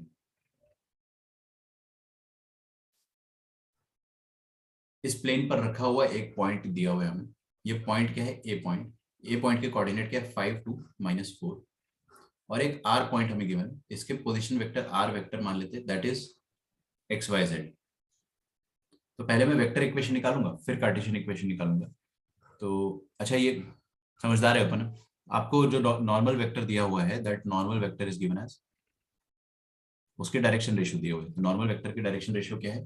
2 3 -1। तो नॉर्मल वेक्टर ही दे दिया ना, 2i cap plus 3j cap minus k cap. ठीक है, तो अपन क्या करते हैं, ये ए आर वेक्टर, इसको मैं जनरल वेक्टर बोलता हूँ, क्योंकि बेटा ये जनरल पॉइंट है, जनरल पॉइंट से मिलाकर बनाया गया। तो अपन ए आर वेक्टर सबसे पहले निकाल लेंगे। बस आपको क्या करना है, ए आर वेक्टर का डॉट प्रोडक्ट नॉर्मल के साथ जीरो करना है, और कुछ भी याद मत रखो, नथिंग। बस ये चीज आप जीरो कर दो, यू आर डन। बस this is the vector equation of the plane. तो कार्टेशियन इक्वेशन निकालना आसान है। देखो वेक्टर इक्वेशन प्लीज यहाँ पे देखिए, r vector minus a vector, ये हो गया a are vector, dot normal vector that is 2i cap plus 3j cap minus k cap. अब अगर आप बोर्ड एग्जाम दे रहे हैं, तो बहुत इंपॉर्टेंट बात है आपके लिए, आप बोर्ड एग्जाम अगर आप दे रहे हैं तो आपको क्या करना है, यहाँ पे आपको क्या करना है कि आर वेक्टर का वैल्यू नहीं रखना है, ए वेक्टर का वैल्यू रख देना है। ए वेक्टर मतलब ये पॉइंट ए के position vector, that is 5i cap plus 2j cap minus 4k cap dot 2i cap plus 3j cap minus k cap is equal to 0। ये हो गई वेक्टर इक्वेशन ऑफ प्लेन। बस इतना ही रखना है, वेक्टर इक्वेशन ऑफ प्लेन।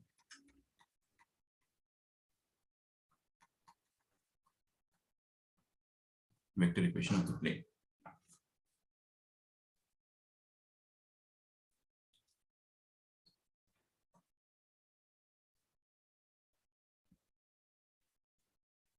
ठीक है,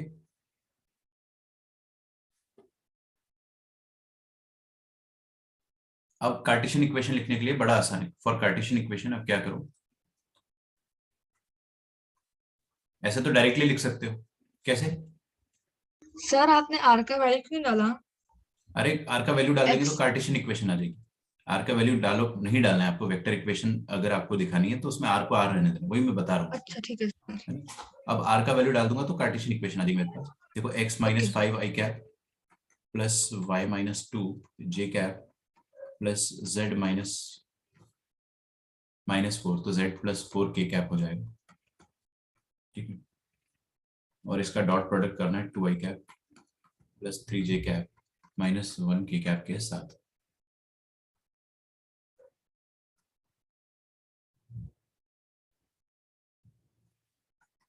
ठीक है, तो कितना आ जाएगा, 2 × x - 5 प्लस 3 × y - 2 -1 × z + 4। बस this is the equation of plane. If you want you can further simplify it as 2x + 3y -1z -10 -6 -4। तो 2x + 3y -1z -20 = 0। ये हो गई equation of plane in sir Cartesian. ऊपर वाली equation में आपको वो पूरा होल माइनस लेना चाहिए ना सर, वेक्टर वाला। समझा नहीं मैं, कहाँ पे? ये। हाँ यहाँ पे पूरा बस ये ब्रैकेट लगाना चाहिए कह रहे हैं ना। हाँ सर। हाँ हाँ, वेक्टर में ब्रैकेट लगेगा। मतलब ये आर वेक्टर जो है क्या है, एक्स आई कैप। आप चाहो तो इतना लिख के भी छोड़ सकते हो कि x i cap plus y j cap plus z k cap, are की जगह माइनस दिस थिंग, बस इतना लिख के छोड़ दो, इसको फर्दर सिंप्लीफाई ना करें। ठीक है, तो वेक्टर इक्वेशन हो जाती है। बट मेरी सलाह ये है कि एनसीईआरटी में अगर आप सॉल्व कर रहे हो, या मतलब बोर्ड एग्जाम के लिए सॉल्व कर रहे हो, तो आपको आर वेक्टर को आर वेक्टर रहने देना, वेक्टर फॉर्म में, और कार्टेशियन फॉर्म में ऐसे लिख देना। ठीक है, अगला question, find the equation of plane. Find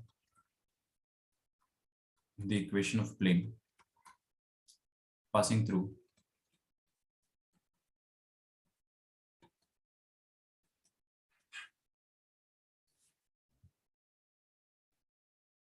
2, 3, 1 and parallel to the plane, parallel to the plane 1x plus 2y plus 3z plus 1 equals to 0। ठीक है,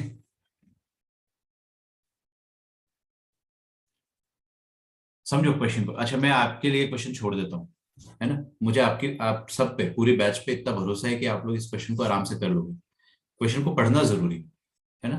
नहीं समझ में आया तो 2 बार पढ़ो, 3 बार पढ़ो, लेकिन एक बार आपको घुस गया क्वेश्चन दिमाग में तो फिर आप कर लोगे। एक प्लेन है जो 2 3 1 से पास कर रहा है, और वो एक और प्लेन के पैरेलल है। जिस प्लेन के पैरेलल है उसकी इक्वेशन आपको दे रखी है। तो जब भी आपको किसी भी प्लेन की इक्वेशन दी जाती है उसके साथ क्या फ्री आता है, सबको पता है।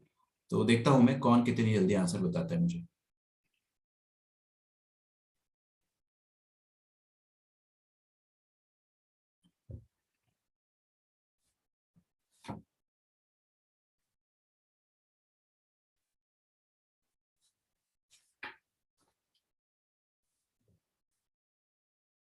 और ये होमवर्क, अभी होमवर्क मतलब इतनी जल्दी आया नहीं है मौसम, बट फिर भी मैं आपको पहले से डिसाइड करके रखूं। होमवर्क कहाँ रख दिया यार मैंने। Okay.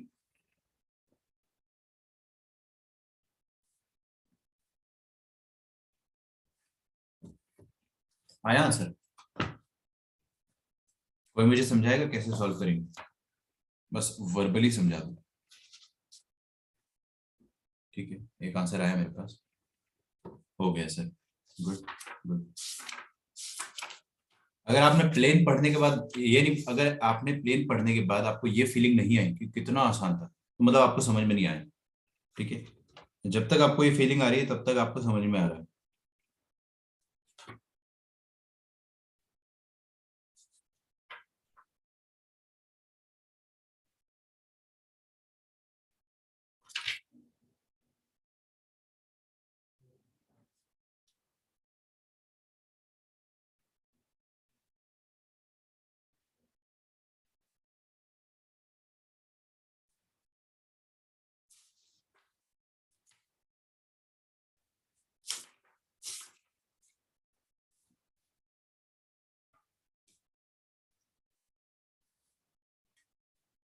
हो गया सर, चलिए।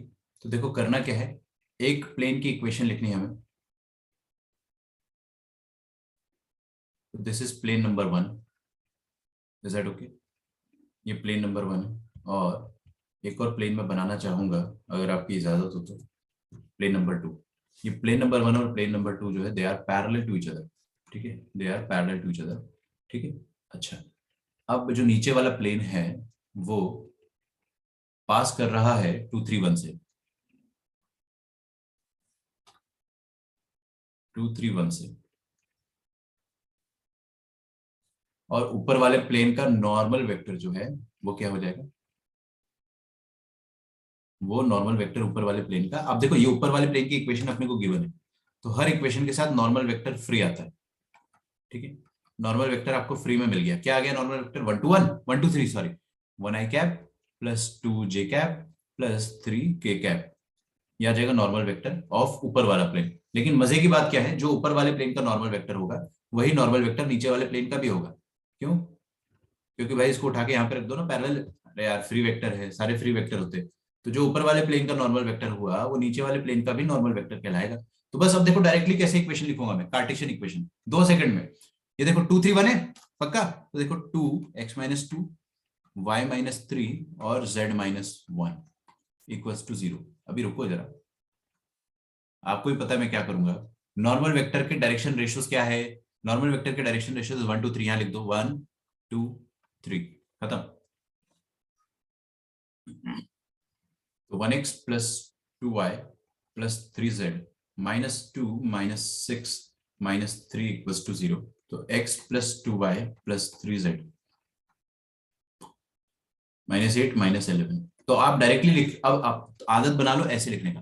पिछले क्वेश्चन में जो मैंने तरीका बताया था ना, ऐसे एकदम स्टेप बाय स्टेप करने का, this is for board exam. Board exam में आपको ऐसे करके दिखाना पड़ेगा स्टेप बाय स्टेप। आप अगर आप आईआईटी का पेपर सॉल्व कर रहे हो तो डायरेक्टली ऐसे लिखो ना भाई, जल्दी आएगा। ठीक है, तो सबका आंसर सही आया था यार, सबका, वेरी गुड। ठीक है, तो आई होप आपको प्लेन्स के बारे में बहुत कुछ समझ में आ रहा है। अब अगर अपन टाइप 2 पर आगे बढ़ते हैं, तो टाइप 1 समझ में आ गया तो टाइप 2 समझ में आ गया। क्या सीखा अपन ने आज? आज हमने ये सीखा कि कोई भी प्लेन की इक्वेशन लिखनी तो 2 चीज चाहिए होती है। क्या क्या? एक तो आपको एक खूबसूरत पॉइंट प्लेन पर रखा हुआ और प्लेन का नॉर्मल, नॉर्मल तो पता ही होना चाहिए और खूबसूरत पॉइंट भी पता होना चाहिए। तो लिखिए टाइप 2। टाइप 2 में आपको क्या क्या गिवन होगा, लिखिए equation of plane, equation of a plane, equation of a plane passing through, passing through three non-collinear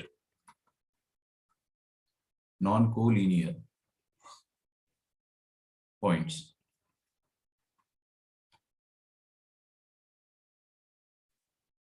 ठीक है, 3 नॉन कोलिनियर पॉइंट्स है, वहां से प्लेन पास कर रहा है।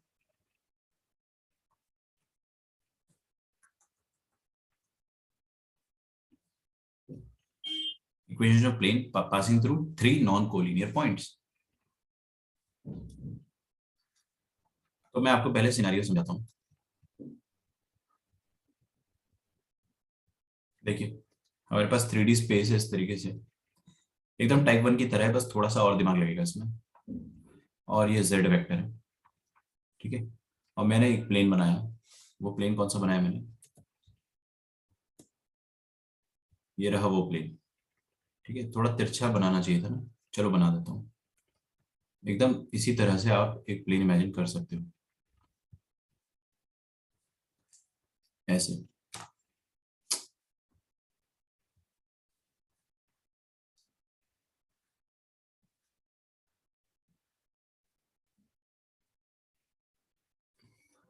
ठीक है, तो दिस इज अ प्लेन। अब इस प्लेन पर रखे हुए हमें 3 खूबसूरत पॉइंट गिवन है ना, 3 खूबसूरत पॉइंट गिवन है। पहले एक ही गिवन था, अब 3 गिवन है। लेकिन इसमें डिसएडवांटेज क्या है, इसमें आपको नॉर्मल नहीं दिया है। तो दिस इज अ प्लेन, इस प्लेन पे रखे हुए 3 खूबसूरत पॉइंट हमें गिवन है। तो पहला खूबसूरत पॉइंट जो हमें गिवन है दैट इज पॉइंट ए, जिसका पोजीशन वेक्टर आपको ऑफ कोर्स गिवन होगा। दूसरा खूबसूरत पॉइंट जो हमें गिवन है that is point B, that is B vector. और तीसरा पॉइंट जो आपको गिवन है that is point C, that is C vector. ठीक है, तो हमें एक पॉइंट चाहिए होता है लाइन प्लेन पर रखा हुआ, हमें तो 3 3 गिवन, बोनस अच्छी बात है। लेकिन आपको नॉर्मल वेक्टर नहीं गिवन, यहाँ पे नॉर्मल नहीं दिया है। अगर नॉर्मल मिल जाए तो मैं तो r minus a dot n कर दूंगा, खत्म, आपका आंसर आ जाएगा। तो क्लास का कोई भी बच्चा अगर मुझे बताना चाहेगा कि नॉर्मल वेक्टर हम कैसे निकालें या नॉर्मल वेक्टर कैसे पता करें, तो I will be very happy. सोचो सोचो सोचो, दिमाग लगेगा इसमें।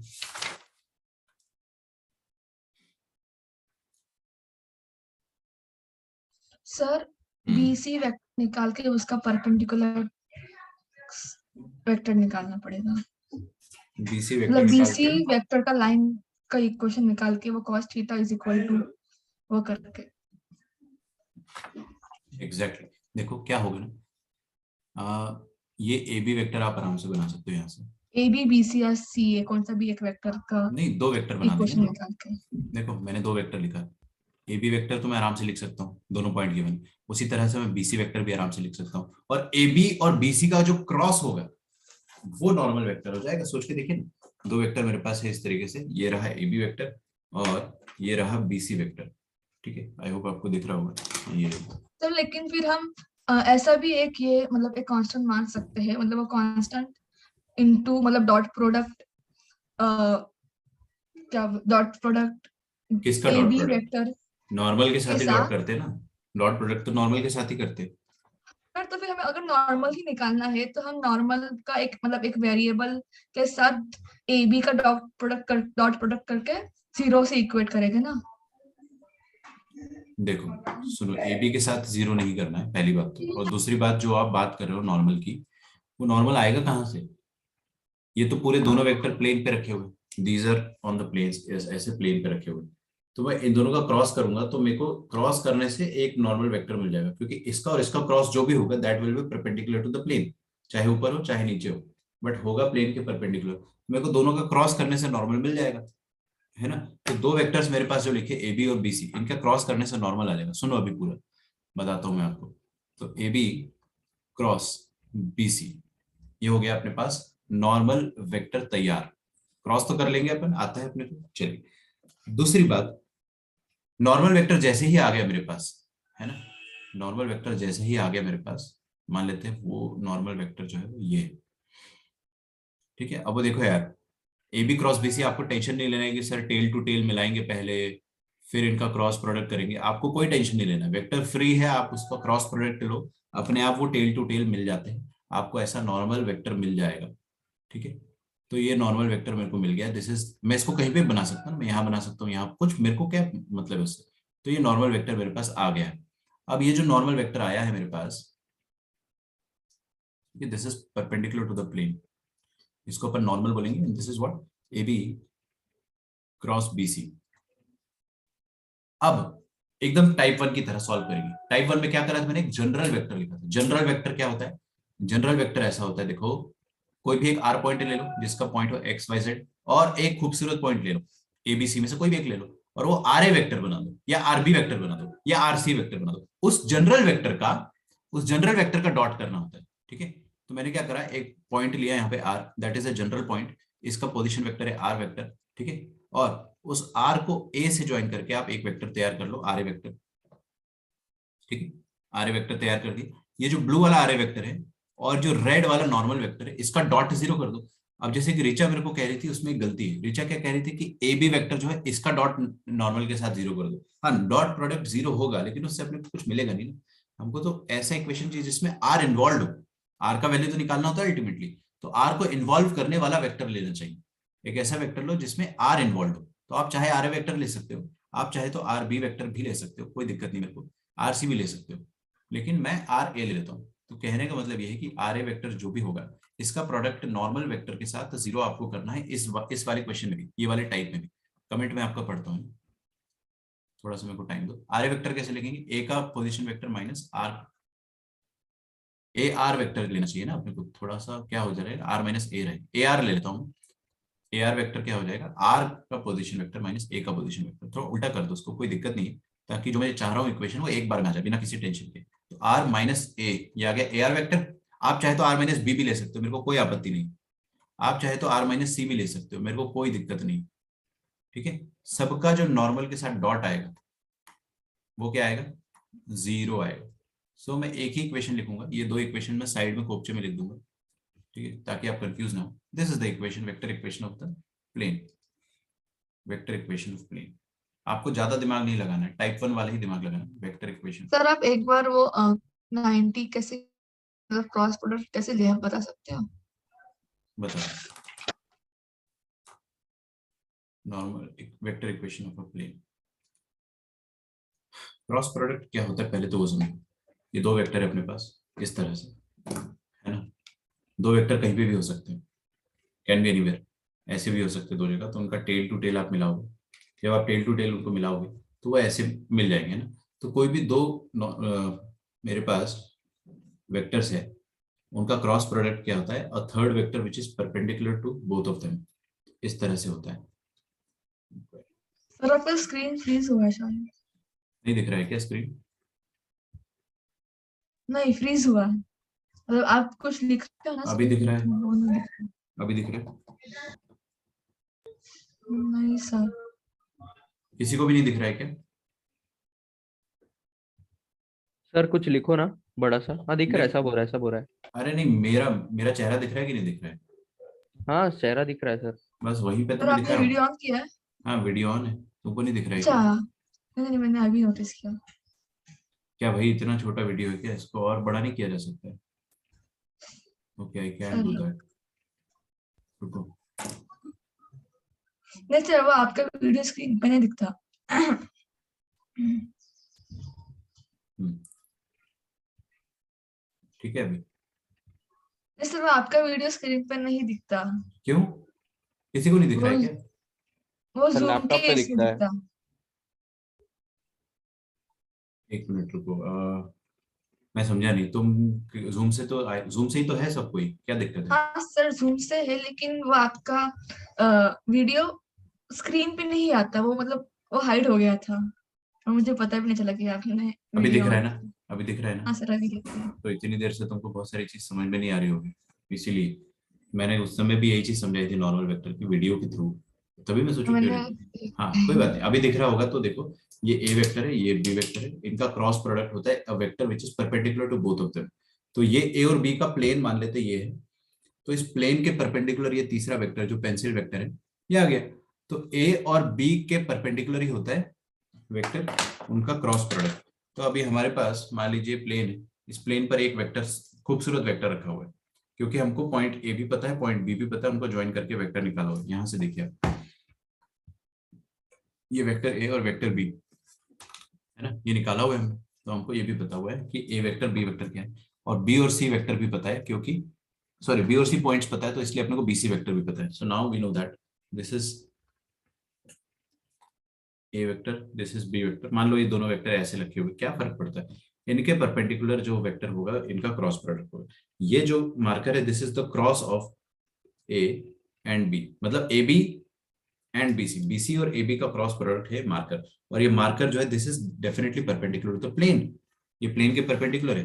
तो मार्कर जो है उसको अपन, that is the cross product, cross product को अपन नॉर्मल वेक्टर की तरह यूज कर सकते हैं। ठीक है, ओके। कोई बोलेगा तो स्क्रीन चेंज हो जाती है। अच्छा, ये तो यार दुविधा है, मेरा स्क्रीन दिखना तो चाहिए। अच्छा, तो मैं क्या करता हूँ ना, इसको ऐसे करता हूँ, अभी ये नहीं होगी स्क्रीन चेंज।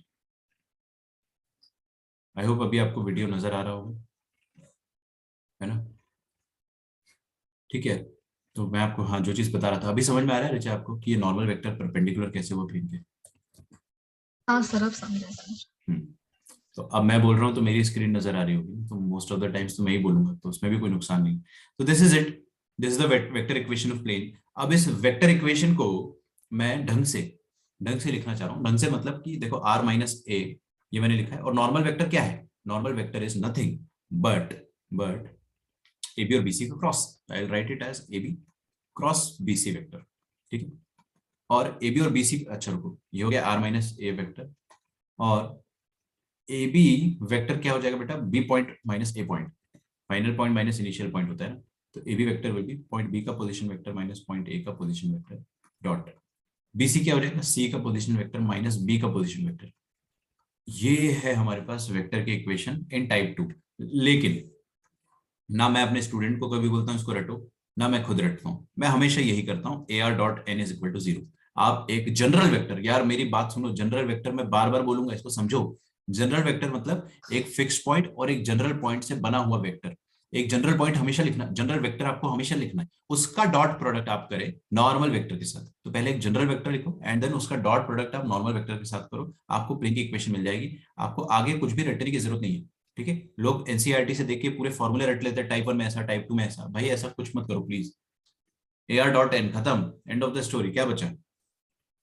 ठीक है, सर तो फिर अगर हमने मतलब जो मैंने बोला था डॉट प्रोडक्ट करने के लिए, अगर आप वो करते तो तो आप फिर क्या वो बोल रहे जीरो थे से रिचा, देखो तुरंत सुनो, इक्वल हो जाता ना, मतलब वो अरे सुनो नॉर्मल तो वेक्टर मेरी जीरो ही बात, आता ना। सुनो तो मेरी बात, आप जो बोल रहे हो वो ए बी वेक्टर कह रहे हो, है ना, सही बात है। हाँ ए बी, सर, कौन सा भी वेक्टर। नहीं कोई सा भी नहीं ले सकते, ऐसा वेक्टर ले लें जिसमें आर हो। कोई सा भी ले लिया अगर, तो यार द होल पॉइंट इज अपने को आर चाहिए। अभी आपने ए बी ले लिया, ए बी डॉट एन कर दोगे, ये जीरो तो होता ही है, आपको आंसर जीरो मिल जाएगा, इक्वेशन थोड़ी मिलेगी। आपको आर चाहिए, आर का वैल्यू चाहिए, या आपको इक्वेशन में आर, आर और नॉर्मल वेक्टर के बीच में रिलेशन चाहिए, जितने भी गिवन पैरामीटर्स है और आर उनके बीच में रिलेशन चाहिए। तो ये तो हाँ पूरा सर, पॉइंट ही लेकिन खत्म हो गया। सर लेकिन अगर हमने हम्म, ए बी और बी सी किया तो उसमें भी आर वाला वेक्टर तो नहीं आएगा ना, मतलब उसमें इक्वेशन आ जाएगा लेकिन आर वाला वेक्टर नहीं आएगा। हाँ नहीं आएगा, आर नहीं आएगा, इक्वेशन भी नहीं आएगी, इक्वेशन भी नहीं आएगी, आपका आंसर जीरो ये आ जाएगा बस। क्रॉस प्रोडक्ट में, नहीं समझा मैं, क्रॉस। क्रॉस प्रोडक्ट में भी वो आर नहीं आएगा ना उस इक्वेशन में। अरे यार क्रॉस तो मैं इसलिए कर रहा हूँ ताकि मेरे को नॉर्मल मिल जाए, क्रॉस का हाँ कोई सर, मतलब ठीक है नहीं, सर। क्रॉस करके मैंने नॉर्मल ढूंढा पहले, जैसे ही मेरे को नॉर्मल मिला तो मैंने बस ये ए आर और नॉर्मल का डॉट प्रोडक्ट जीरो कर दिया बस। क्रॉस तो मैंने बस अच्छा देखो, आप ये सोच रहे हो क्या कि इसका और इसका क्रॉस करना चाहिए था, नहीं वो गलत है। क्योंकि यार इस चीज को समझो, ये आर पॉइंट जो है ये गिवन नहीं है, ये जनरल पॉइंट है, ये गिवन पॉइंट है, ये गिवन पॉइंट है, ये गिवन पॉइंट है, 3 गिवन पॉइंट से 2 गिवन वेक्टर बना सकता हूं मैं। ठीक है ना। हाँ सर, कह रहे सर। हम्म, तो ये हो गया अपने पास vector equation of a plane. अच्छा, ठीक है, इसका कार्टेशियन इक्वेशन भी लिखते हैं अपन। कार्टेशियन इक्वेशन कैसे लिखेंगे मैं आपको बताता हूँ। देखो, पॉइंट ABC अपने को गिवन है, सबके कोऑर्डिनेट्स लिखने पड़ेंगे पॉइंट ABC के। तो पॉइंट ABC के कोऑर्डिनेट मैं यहाँ पे लिखूंगा, देखो Cartesian equation of this plane, of a plane ही लिखना, तो Cartesian vector equation of plane और कार्टेशियन इक्वेशन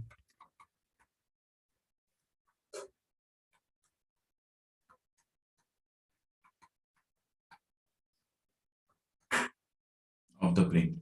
तो प्लेन की कार्टेशियन इक्वेशन आपको लिखनी है।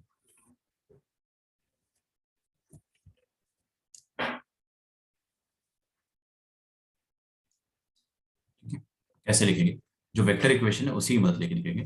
देखो जो पॉइंट ए है ना, ऊपर देखना, ये point A, point B, point C, ये पॉइंट के कोऑर्डिनेट्स अपने को गिवन रहेंगे और वो कोऑर्डिनेट्स कुछ इस तरह से गिवन रहेंगे। पॉइंट ए के कोऑर्डिनेट x1, y1 और z1 ये गिवन है, ठीक है। पॉइंट बी के कोऑर्डिनेट x2, y2 और z2 ये गिवन है। पॉइंट सी के कोऑर्डिनेट x3,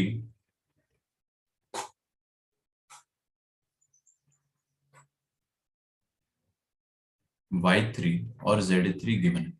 पॉइंट आर के कोऑर्डिनेट हम खुद से अज्यूम करते हैं, है ना। पॉइंट आर के कोऑर्डिनेट मैं खुद से अज्यूम करता हूँ, क्या अज्यूम करता हूँ, x, y और z, ये तीनों गिवन होते हैं, ये तो अपन अज्यूम करते हैं। और नॉर्मल वेक्टर भी अपने को पता है, ठीक है, नॉर्मल वेक्टर भी अपने को पता है। नॉर्मल वेक्टर क्या होगा वो अपन देखेंगे।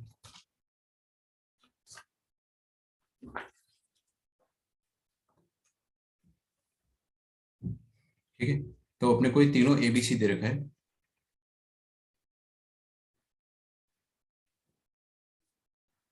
प्लेन की कार्टेशियन इक्वेशन अगर आपको लिखनी है तो वो कैसे लिखेंगे,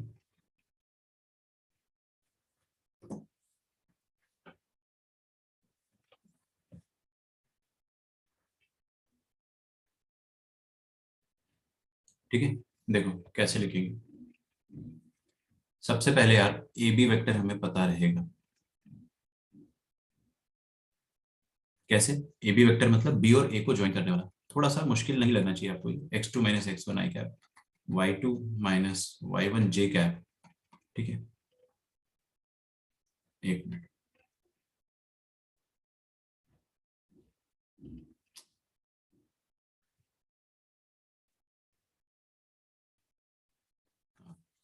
और z2 minus z1 k cap. दिखा आपको, ये AB वेक्टर को ज्वाइन करने के लिए x2 minus x1, y2 minus y1, z2 minus z1। BC vector वो भी लिखना ही पड़ेगा मेरे को, तो C point minus A point, तो x3 minus x2 I cap plus y3 minus y2 j cap और z3 minus z2 k cap, ठीक है। इन दोनों का क्रॉस करना पड़ेगा सबसे पहले, इन दोनों का क्रॉस करना पड़ेगा सबसे पहले। और आर, AR वेक्टर भी लिख देता हूं मैं यहाँ पे, AR वेक्टर। देखो AR वेक्टर क्या हो जाएगा, AR vector will B x minus x1 I cap plus y minus y1 j cap और z minus z1 k cap.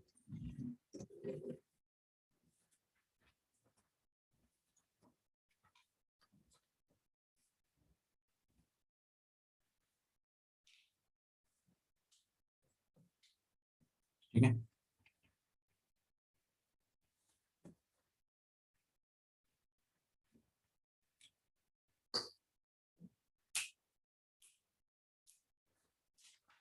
देखो यार इसमें अपन है ना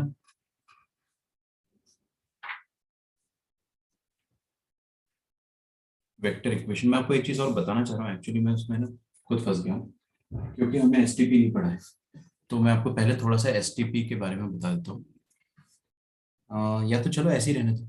आपको क्या करना है, आपको करना है AR डॉट नॉर्मल वेक्टर 0। और नॉर्मल वेक्टर कैसे आएगा, ये इन दोनों के क्रॉस से, AB और BC के क्रॉस से नॉर्मल वेक्टर आ जाएगा, है ना। तो बस ये चीज 0 कर दो और put the values, just directly put the values. अब बहुत अच्छे से सुनना मेरी बात को, जब हम ये वेक्टर इक्वेशन कार्टेशियन फॉर्म में लिखते हैं तो एक जादुई तरीका होता है। क्या होता है, जादुई तरीका, वो मैं आपको अभी बता रहा हूं कि वो जादुई तरीका क्या होता है। उससे पहले आप छोटी सी ये चीज समझो कि 3 वेक्टर्स है अपने पास, ए बी और सी। इन तीनों का प्रोडक्ट कभी आपने सुना है, करा है, सोचा है? नहीं। आपने 2 का प्रोडक्ट सुना होगा। 2 वेक्टर्स का डॉट प्रोडक्ट किया जा सकता है या 2 वेक्टर्स का क्रॉस प्रोडक्ट किया जा सकता है, बट 3 वेक्टर का प्रोडक्ट कभी सुना है आपने? नहीं सुना होगा, है ना।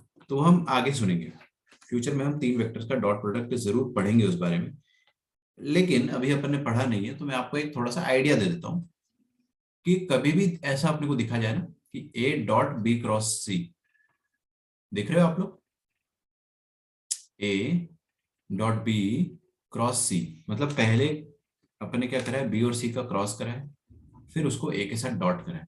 तो इसको कहते हैं अपन ट्रिपल प्रोडक्ट, 3 वेक्टर का प्रोडक्ट। 2 का प्रोडक्ट तो अपने को आता था, लेकिन 3 का प्रोडक्ट ऐसा नहीं करते अपन कि a dot b dot c ना, मैं एक डॉट एक क्रॉस कह रहा हूं।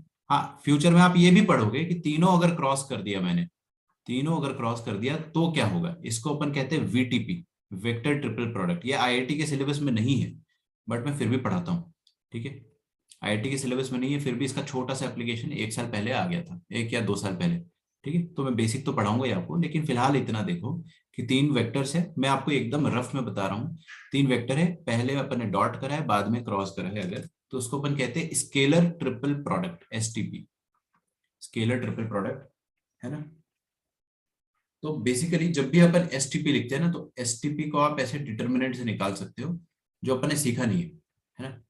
मैं आपको भी सिखा देता हूँ। मान लो ए वेक्टर जो है वो a1 a2 a3 है, बी वेक्टर जो है वो b1 b2 b3 आई कैप जे कैप के कैप है, और सी वेक्टर जो है वो c1 c2 c3। तो उन तीनों को अपन एक डिटर्मिनेंट में ऐसे रख देंगे अगर, तो आपको डायरेक्टली एसटीपी मिल जाता है, ठीक है।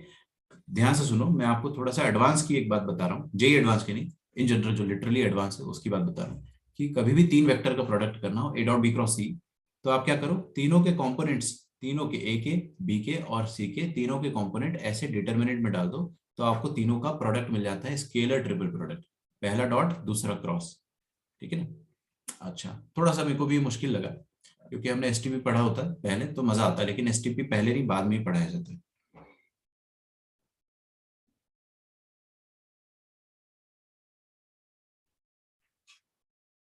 अच्छा, ठीक है।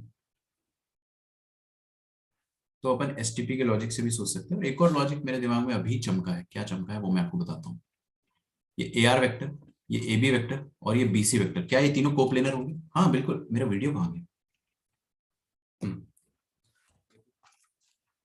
समझना ध्यान से। ए आर वेक्टर, रुक जा भाई, हाँ, ए बी वेक्टर, क्या कर रहे हो, ये रहा बी सी वेक्टर, ध्यान से देखेंगे। A are vector, A B vector, B C vector, सबके सब एक प्लेन पे है, मतलब सबके सब कोप्लेनर है। याद करो 3 वेक्टर कोप्लेनर होते थे, तो वेक्टर अलजेब्रा में हमने पढ़ा है, मेरे को याद ही नहीं आया कि अपन ने पढ़ा है। 3 वेक्टर अगर कोप्लेनर होते थे, coplanar, if the 3 vectors are coplanar, तो उसमें अपन क्या कंडीशन लगाते थे कि तीनों का डिटर्मिनेंट 0, यही तो लगाते थे। तो अगर 3 वेक्टर्स कोप्लेनर है, तो ये ए बी, बी सी और ए आर, ये तीनों की तीनों एक प्लेन पर लाई कर रहे हैं। अगर तीनों की तीनों एक प्लेन पर लाई कर रहे हैं, तो तीनों की तीनों कोप्लेनर होंगे। और 3 वेक्टर्स अगर कोप्लेनर होते हैं, 3 वेक्टर्स अगर कोप्लेनर होते हैं, तो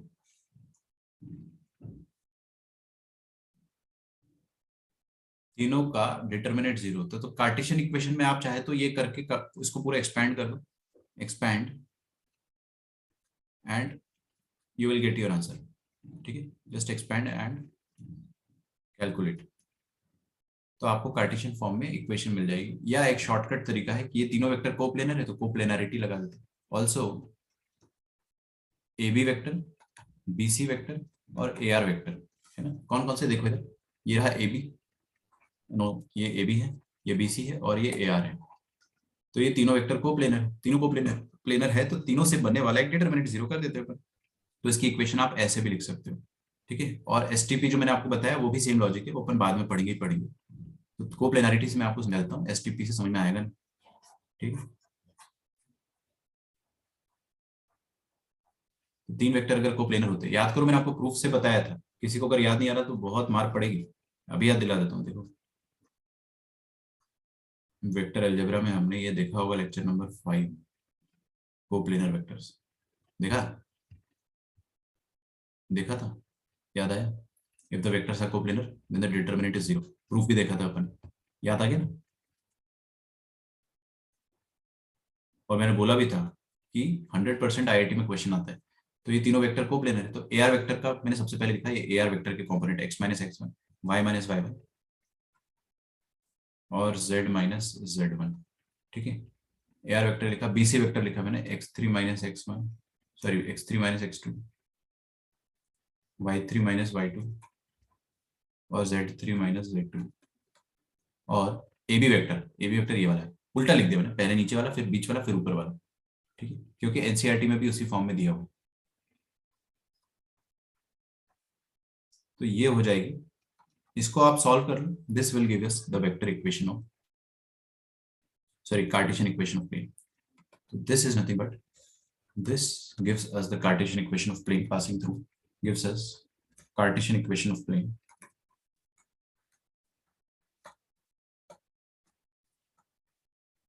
passing through three non-collinear points, non-collinear points। ठीक है, तो ये डिटरमिनेंट को खोल दोगे आपको प्लेन की इक्वेशन मिल जाएगी। देखो डरना नहीं है, लॉजिक क्या है, a r dot n, a r dot n करोगे तो आपका आंसर आएगा, बिल्कुल आएगा। लेकिन अगर आप चाहो तो ये तीनों वेक्टर्स जो है ना, इन तीनों वेक्टर्स को कोप्लेनर, ये कोप्लेनर है ना, तो हम कोप्लेनारिटी की कंडीशन लगा सकते हैं। Also these three are coplanar. ठीक है, देयरफॉर ये वाला डिटरमिनेंट 0 हो जाएगा। सो आपको एक क्वेश्चन अपन कराएंगे तभी फील आएगी। ठीक है, find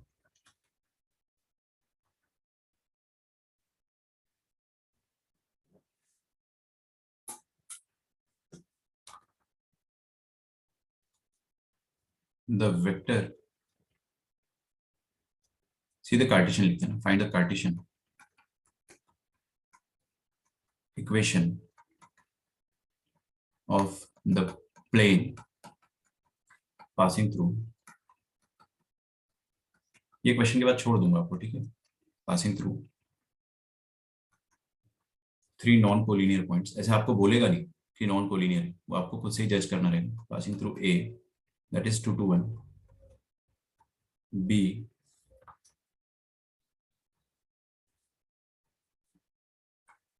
(1, -2, +3) and perpendicular to, no, find the equation of line passing through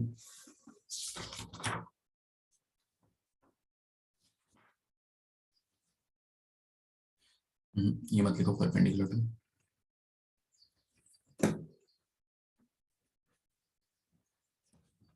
okay. मेरे पास क्वेश्चन गलत लिखा है इसलिए I am little concern. Find the vector equation of plane passing through, हाँ चेंज कर लेना पॉइंट्स यार प्लीज। 2, 5, -3, -2, -3 and 5 and 5, 3, -3। ठीक है, तो वेक्टर और कार्टेशियन इक्वेशन, मैं सिर्फ कार्टेशियन पूछ रहा हूँ आपसे, इतना बता दो बस, अपना काम हो गया आज का।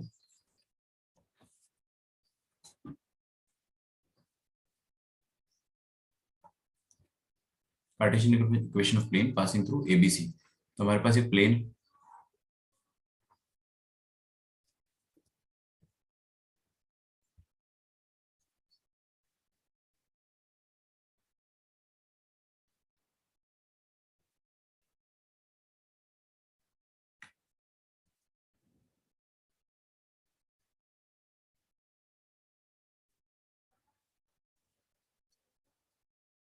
ठीक है, ये प्लेन कहां से पास कर रहा है, A point that is 2, 5, -3, B point -2, -3, 5 and C point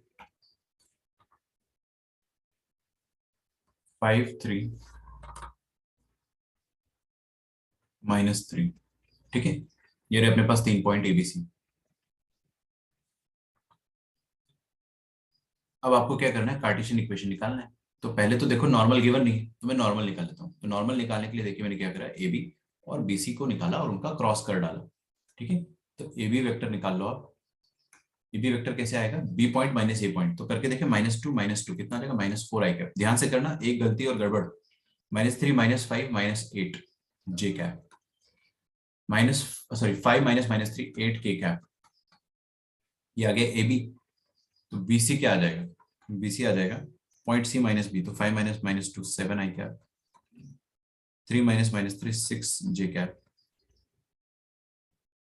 और -3 -5 -8 के कैप।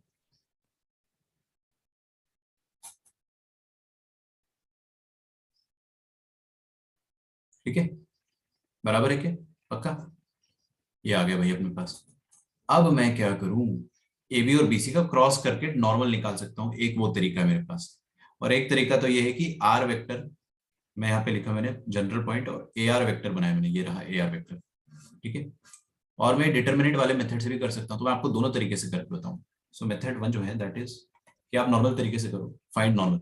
नॉर्मल कैसे निकालोगे, normal vector is a B cross B c, a b और बीसी का क्रॉस, दो वेक्टर का क्रॉस प्रोडक्ट निकालना आपको मैं वेक्टर अलजेब्रा में सिखा चुका हूँ। कैसे निकालते हैं, डिटर्मिनेंट बना के आई जे के, ये डिटर्मिनेंट अलग है ना बेटा, ये क्रॉस प्रोडक्ट वाला है, ये आपको फिजिक्स में भी सिखाया गया होगा। -4 -8 +8 और 7 6 -8। ठीक है, तो ये नॉर्मल वेक्टर मेरे पास आ गया। बताइए क्या आ रहा है normal vector, I cap into this into this, 8 8 64 -6 8 48 plus minus plus,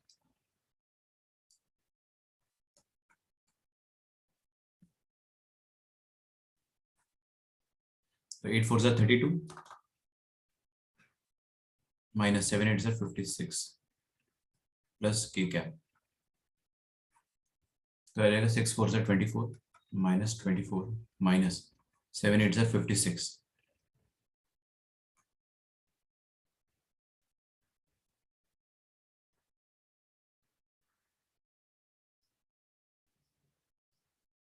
ठीक है,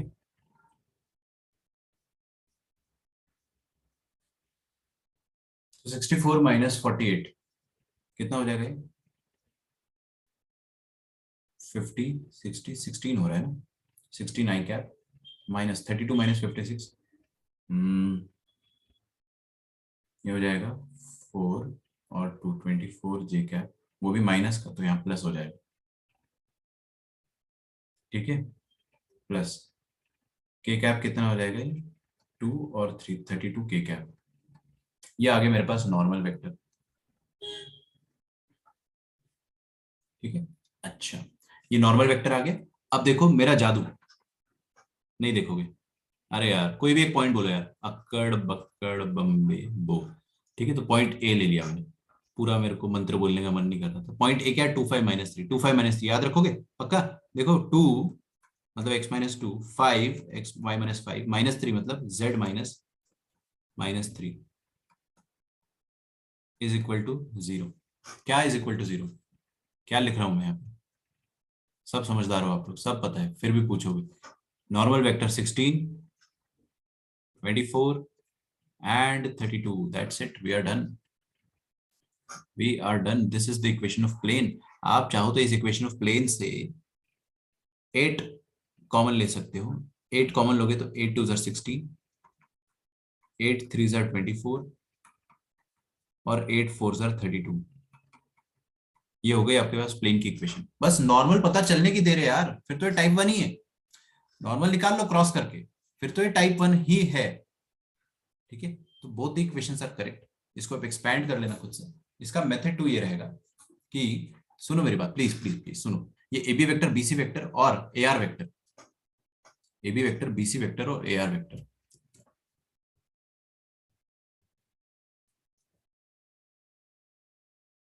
ए आर वेक्टर, तो ए आर वेक्टर क्या हो जाएगा, R point minus A point. R point क्या होता है, X Y Z, X -2 Y -5 और Z -3। X -2 I cap plus Y -5 और जेड -3।